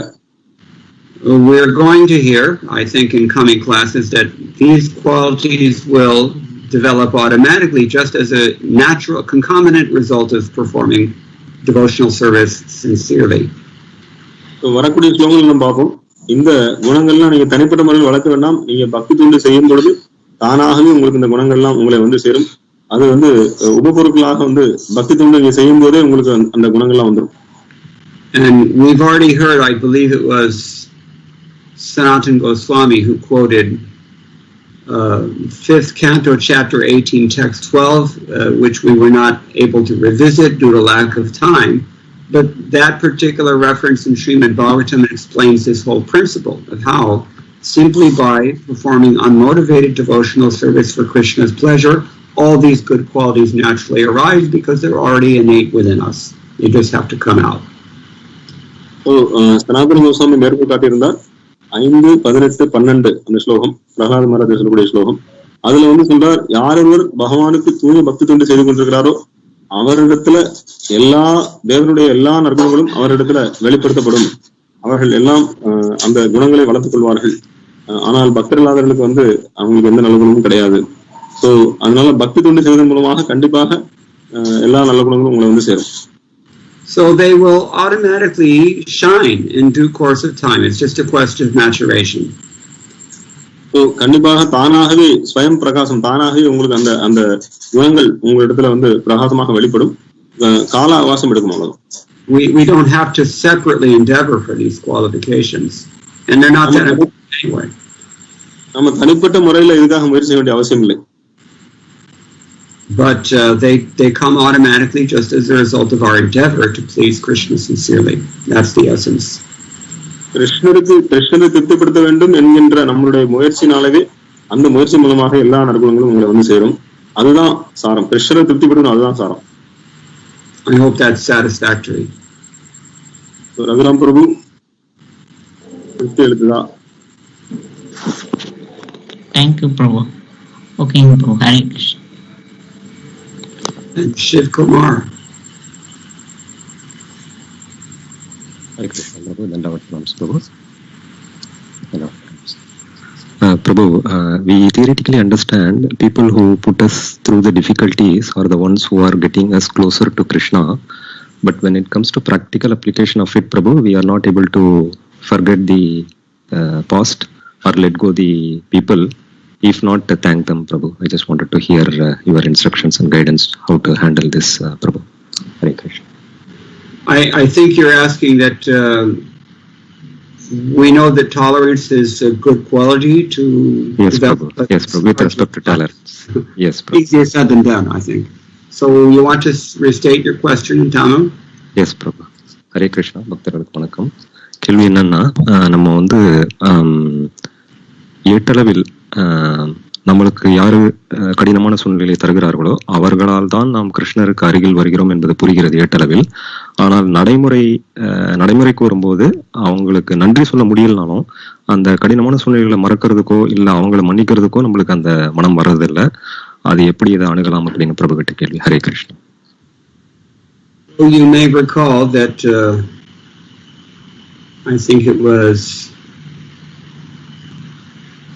Jiva Goswami who mentioned first of all that devotees have they practice these qualities. By surrendering to Krishna, these qualities automatically come into play. So Jiva Goswami சொல்லியிருந்தார், பக்தி தொண்டு பயிற்சி செய்வதன் மூலமாக பக்தர்கள் இந்த குணங்கள் தானாக வெளிப்படுகின்றன. And really, you don't have to practice them, but it's automatic. In other words, as Prabhupada suggests in his purport, all you have to do is try to extend the opportunity to Krishna consciousness, to become Krishna conscious, to a non-devotional audience, and you will find they're not always very eager to embrace Krishna consciousness, and so they may even be abusive. You have to tolerate. So, Srila Prabhupada பொருளில் மேற்கொள் கற்றார், நீங்க வந்து அவருக்கு பக்தர் இல்லாதவர்களுக்கு உதவிக்கரம் நீட்டி நீங்க பக்தியை ஏற்றுக்கொள்ளுங்கள் சொன்னார். அவர்கள் வந்து அதை ஏற்றுக்கொள்ள தயாராக இல்லை. அது மட்டுமில்ல, அவர்கள் உங்களை வந்து தவறாக நடத்தலாம். ஆனால் நீங்க அதை சகித்துக் கொள்ளதான் வேண்டும். And the kindness or the compassion that Srila Prabhupada discusses in this connection, that comes a little later because it's a much deeper development of the heart. So இந்த கருணை பிரபுபாத சொல்லக்கூடிய கருணை பிறரிடத்தில் கருணை காட்டுகிறது வந்து அது பின்னால வரும். ஏன்னா அது வந்து ரொம்ப ஆழமான ஒரு விஷயம், அது உடனடியாக வராது. But in either case, these things will automatically come about. Qualities such as tolerance, forgiveness, etc., etc. இந்த சகிப்புத்தன்மை, கருணை, இந்த எல்லா குணங்களும் பக்தி தொண்டு மூலமாக தானாக உங்களுக்கு வரும். Shama damadi sadhana chatushtaya sampannaha jnaninaha sadhava uchyante. This was Jiva Goswami. So it is a practice. It takes practice. You have to be patient. So இது ஒரு பயிற்சி. நீங்கள் பொறுமையாக இருக்க வேண்டும். புலனடக்கம், மன அடக்கம் இதெல்லாம் இங்க செய்யும்போது, இந்த பயிற்சி செய்யும்போது கண்டிப்பாக உங்களுக்கு எல்லா குணங்களும் வரும். Does that mean that it's just a hallucination or a mirage that we're endlessly chasing and never actually attain? So இது வந்து ஒரு மாயையா, காணல் நீரா, எப்பவுமே நம்ம வந்து துரத்திட்டே இருக்கோம், உண்மையாவே கிடைக்காதா? No, because we can actually experience this measurably. Track, what is that? SMART goals. Specific, measurable, achievable, result-oriented target.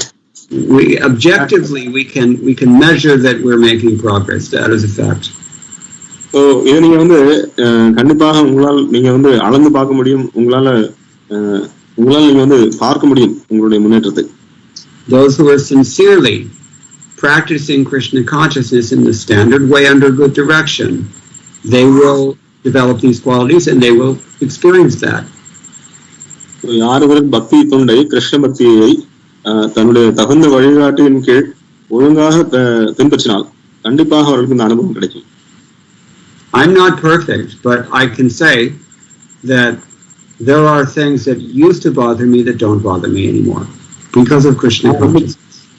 நான் ரொம்ப பக்குவமானவன் கிடையாது, ஆனால் எனக்கு பல விஷயங்கள் எனக்கு வந்து கஷ்டப்படுறது முன்னால, ஆனா இப்போ வந்து அதெல்லாம் எனக்கு கஷ்டப்படுத்துறது இல்லை. So that's the proof. அதுதான் எனக்கு வந்து நிரூபணம். But the measure of that proof is that if you follow the process, you will get the result. If you do not follow the process, you do not get the result. நீங்க பக்தி தொண்டு வழிமுறையை கடைபிடித்தால் ஒரு பலன் கிடைக்கும், கடைபிடிக்காவிட்டு உங்களுக்கு பதில் கிடைக்காது.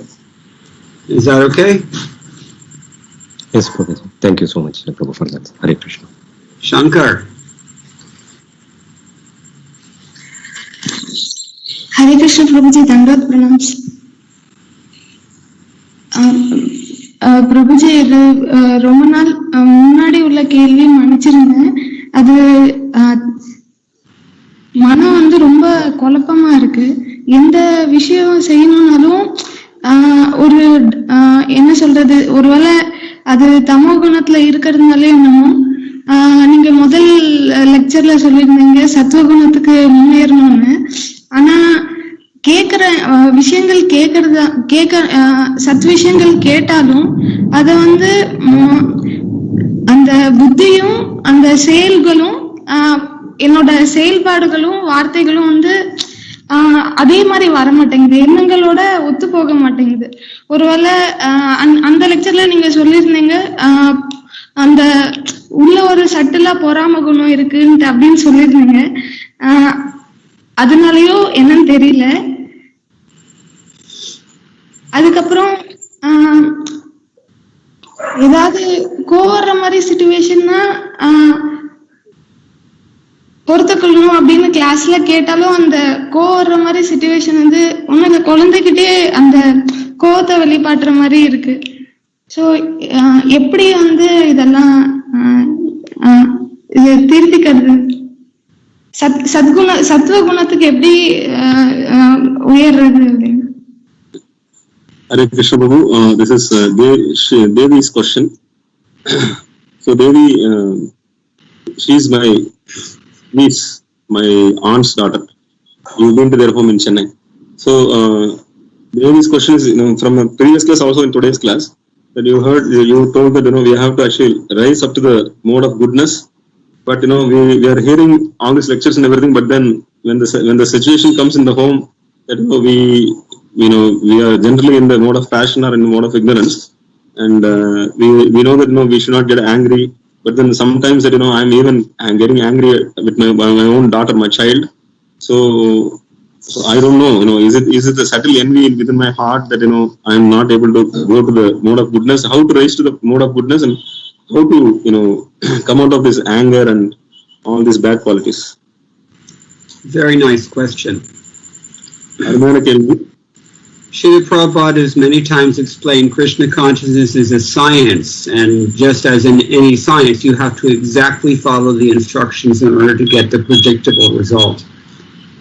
சில பிரபுபாதர் பலமுறை சொல்லியிருக்கிறார், கிருஷ்ண பக்தி அப்படிங்கிறது ஒரு விஞ்ஞானம். விஞ்ஞானம் அப்படின்னா நீங்க வழிமுறையை சரியாக கடைபிடித்தால் ஒரு பலன் கிடைக்கும், சரியாக கடைபிடிக்கிறதா இன்னொரு பலன் கிடைக்கும். More specifically, it is a scientific process. There is a definite process that we have to follow, and that process is very important. So அவர் என்ன சொல்றாரு, குறிப்பா என்ன சொல்றாருன்னா, இது வந்து விஞ்ஞானபூர்வமான ஒரு வழிமுறை, செயல்முறை. இந்த செயல்முறையை ஒழுங்காக கடைபிடிக்க வேண்டும். Srila Prabhupada established, especially when in his temples, certain regimen to be followed every day. So சில பிரபுபாதர் வந்து அவருடைய கோயில்கள்ல பாத்தீங்கன்னா ஒரு ரொம்ப கடுமையான வரைமுறையை வந்து கடைபிடிக்கணும்னு சொல்லியிருக்கிறார். And that includes rising early and performing kirtan and chanting japa carefully and hearing Srimad Bhagavatam, worshipping the deity, associating with devotees, etc. So அதிகாலையில் எழுந்திருப்பது, கீர்த்தன் பாடுவது, ஜபம் ஒழுங்காக செய்வது, பாகவதம் பகவத்கீதை படிப்பது, சாதுக்களோடு சங்கம் கொள்வது, எல்லாமே வந்து செய்யணும். The more strictly we follow these guidelines that Srila Prabhupada not only instructed but also exemplified, then the more we will make advancement. So எவ்வளவு நம்ம கடினமாக இந்த விதிமுறைகளை கரெக்டா ஒழுங்காக கடைபிடிக்கிறோமோ, ஸ்ரீல பிரபுபாதர் வந்து இது அறிவுரை மட்டும் சொல்லல, அதை அவர் நடத்தியும் காமிச்சார், முன்னுதாரணமாக இருந்தார். So எவ்வளவுக்கு நம்ம இதை சரியா கடைபிடிக்கிறோமோ அவ்வளவுக்கு நம்ம வந்து முன்னேற முடியும். But there's a problem with this. ஆனா இதுல ஒரு பிரச்சனை இருக்கு. The problem is that it's a hassle. என்னன்னா இது வந்து நமக்கு ஒரு கஷ்டமா இருக்குது. It's like Ayurveda. இது வந்து ஆயுர்வேதம் மாதிரி. If people follow the regimen very carefully, it is pakka, will work for sure. Kandipa. நீங்க அந்த ஆயுர்வேதத்துல பாத்தீங்கன்னா ரொம்ப கடினமான விஷயத்தை நீங்க கடைபிடிச்சு ஒழுங்கா கடைபிடிச்சீங்கன்னா உங்களுக்கு கண்டிப்பா பலன் கிடைக்கும். But we want to cut corners. We want to take shortcuts. We want to leave things out and add our own things and twist and twangle it, and then we get the result. நாம வந்து என்ன பண்றோம்னா, சரி இது பரவாயில்ல, அது பரவாயில்ல, நம்ம இது இப்படி செய்யலாம் அப்படி செய்யலாம் சொல்லி நம்ம இஷ்டத்துக்கெல்லாம் மாத்திக்கிறோம். அதனால வந்து நமக்கு வந்து சரியான பலன் கிடைக்கிறது இல்ல. Yeah. Now we've been hearing all night, and in fact for the last couple of weeks, Kapila Dev has been stressing one thing, one-stop shopping, you can say, for how to make advancement, and that is to associate more with devotees, more advanced devotees. So, நம்ம இன்னைக்கு night பார்த்துட்டு இருந்தோம், இன்னும் பல வாரங்களாக பார்த்துட்டு இருக்கோம்.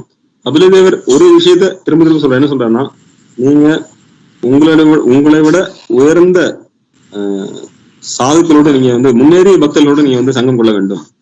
So the more we can stay in association with good devotees who are more advanced than ourselves, then the more they will inspire us and direct us and push us to follow everything very nicely ourselves.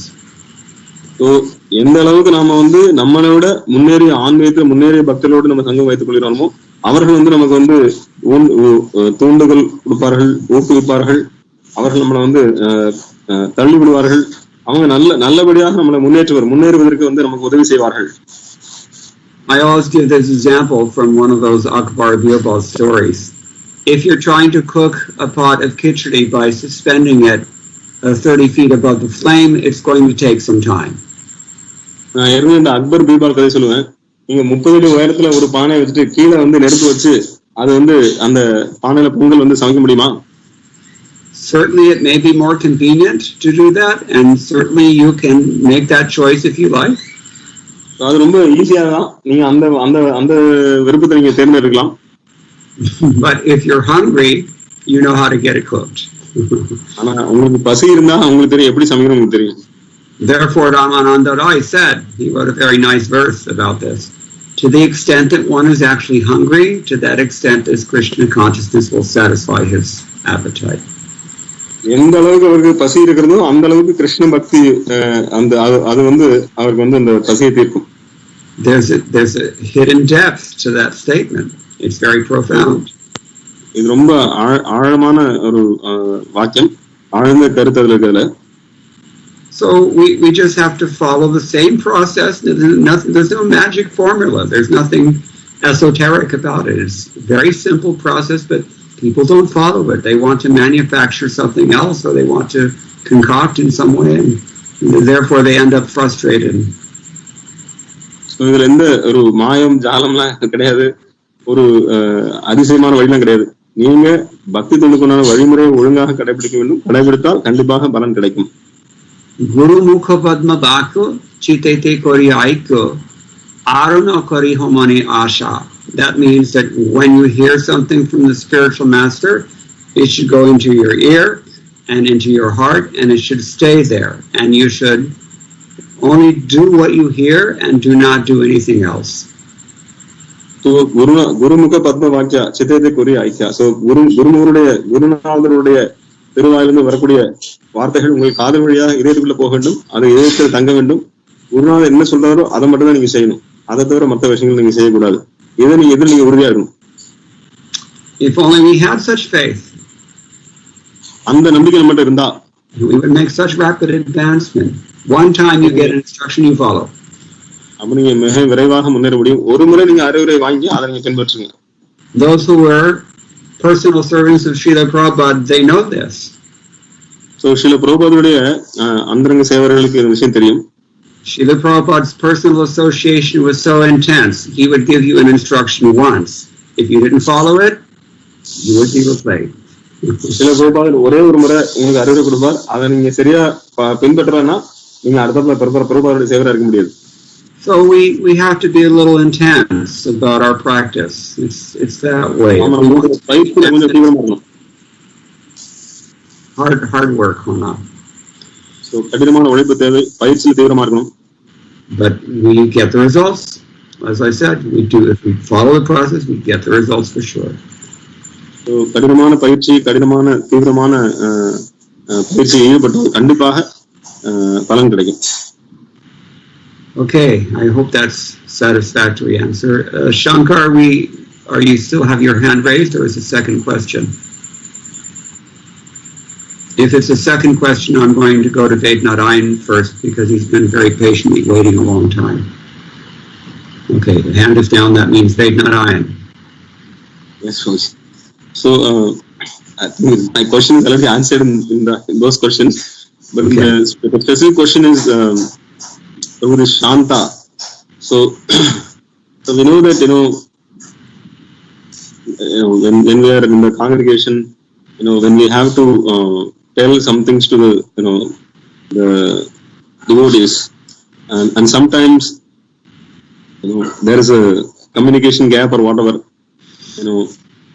Sometimes we get angry. This anger part. So. Okay, so how to be patient? Yeah. So how not to get angry? Oh, okay. Well, that's a different thing. You want to translate your question? So நம்ம பக்தர் சங்கத்துல இருக்கிறோம். சில நேரங்கள்ல நம்ம வந்து பக்தர்களுடைய நம்ம ஒருத்தருக்கு ஒருத்தர் பேச்சுவார்த்தை இல்லாத நடுவில் ஒரு சில விஷயங்கள் நம்ம வந்து கோபப்பட வேண்டியதா சூழ்நிலை ஆயிருது. எப்படி இந்த கோபத்தை கட்டுப்படுத்துறது? We talk a lot about expectations. எதிர்பார்ப்புகளை பத்தி நம்ம பேசுறோம். And really we can't have too many expectations because they will generally not be fulfilled in this world. That's just the way life is.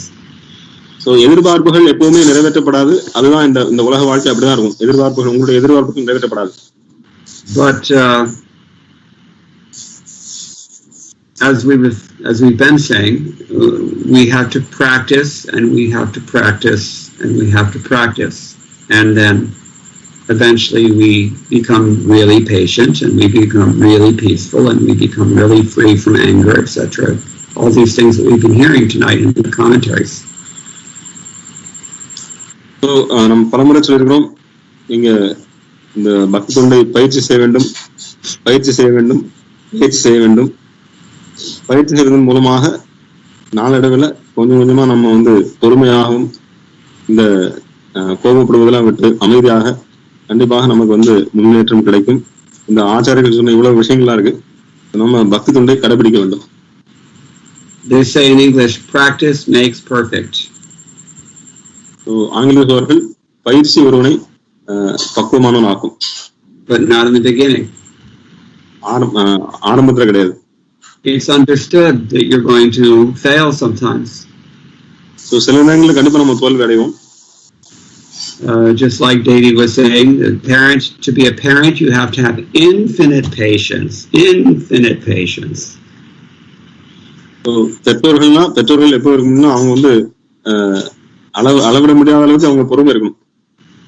To take the position of a teacher or a mentor of any sort also requires a great deal of patience, because the student cannot always get it or cannot always follow. அதே மாதிரி நீங்க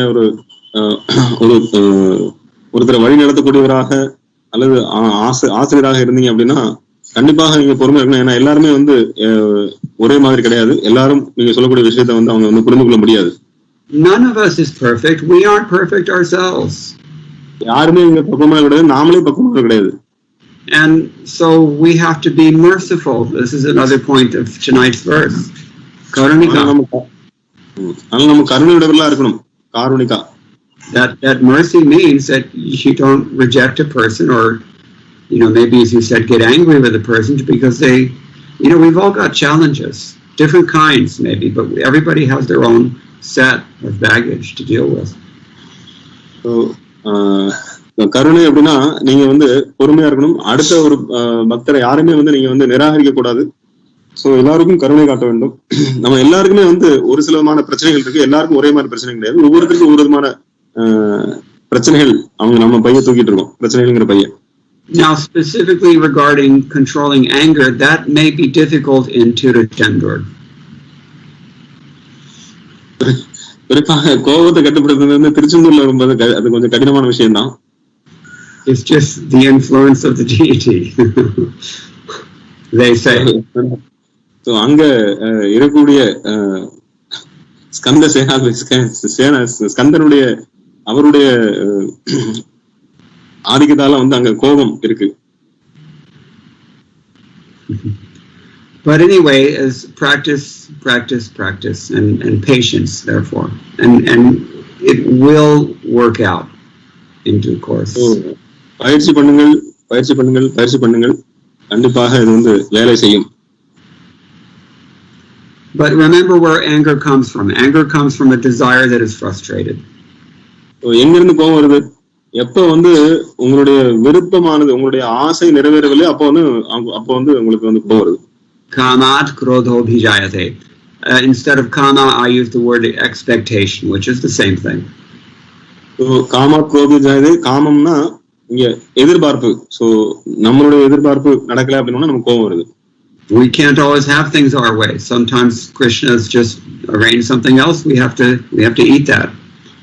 So எல்லாமே நம்ம வழியில் நடக்கும்னு சொல்ல முடியாது. கிருஷ்ணர் சில நேரங்களில் வேற வழியை ஏற்படுத்திருப்போம். நம்ம சில நேரங்களில் அதை நம்ம சாப்பிட்டு தான் ஆக வேண்டும்.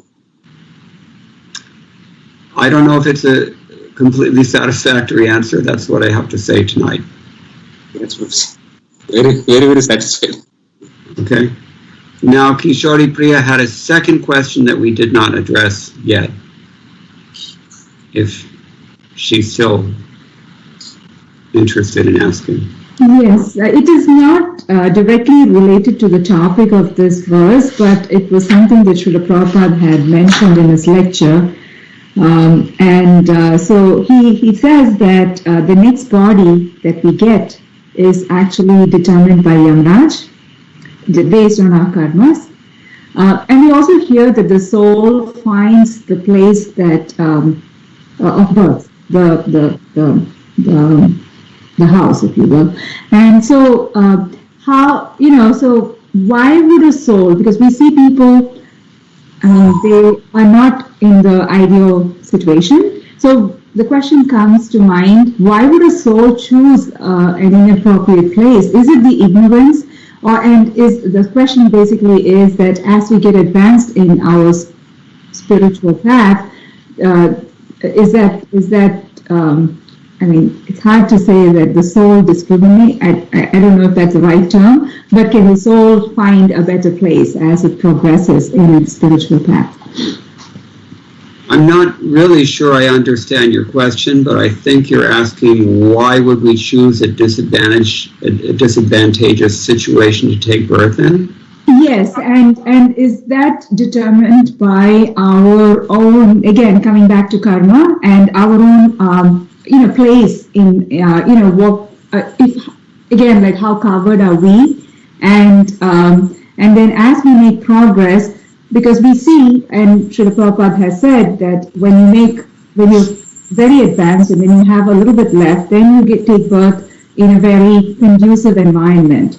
So my question is that the prerogative of the soul to choose that conducive environment, and in the opposite sense? Okay, let's see if we can restate this question very simply in Tamil. மாதாஜன கேள்வி, நம்மளுடைய அடுத்த பிறகு வந்து எமதர் மரத்தை தான் தீர்மானிக்கிறாருங்கிறோம். ஆனா நம்மளுடைய எண்ணம், ஆத்மாவுடைய எண்ணம் அடுத்த பிறகு கூட்டு போது அந்த ஆத்மா வந்து அடுத்த இடத்த வந்து சூஸ் பண்ணுது அப்படிங்கிறோம்.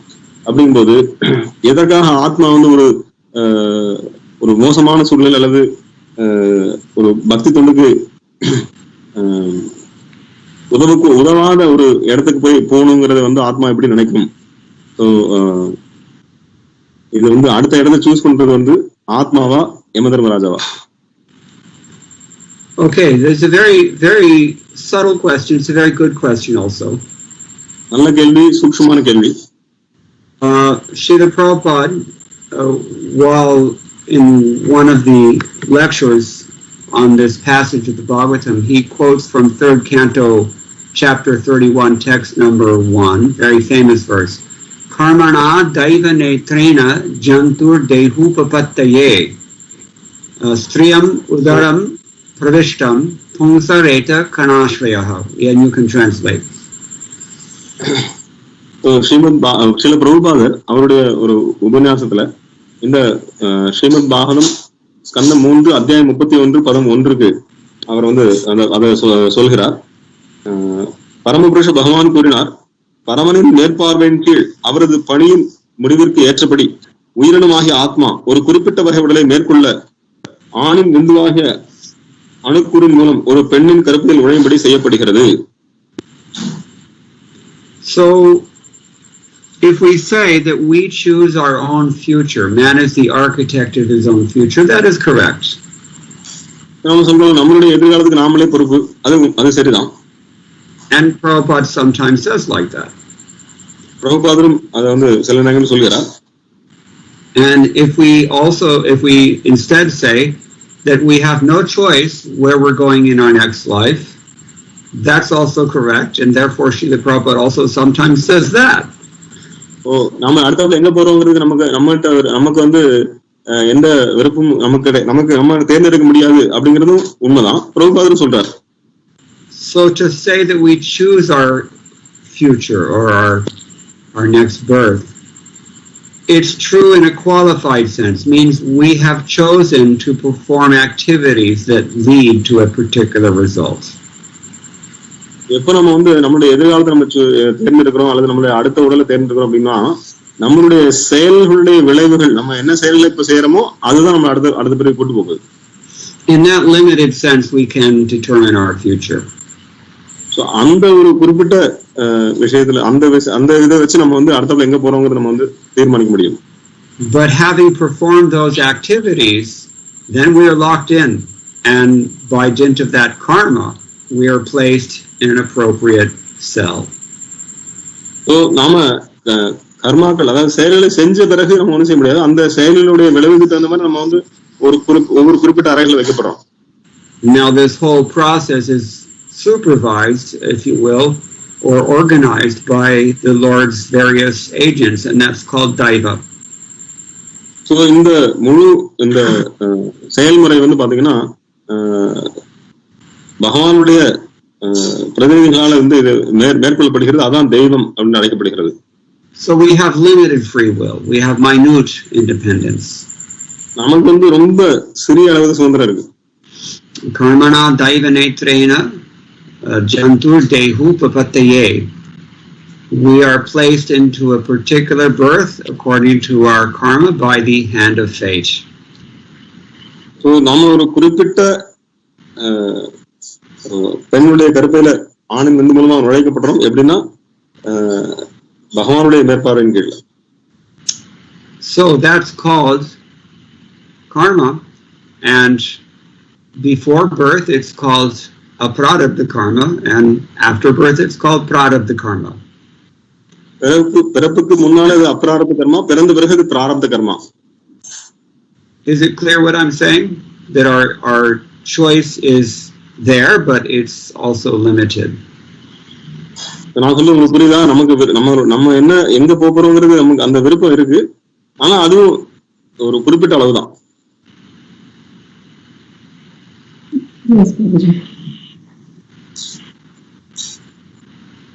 Okay, so any other questions?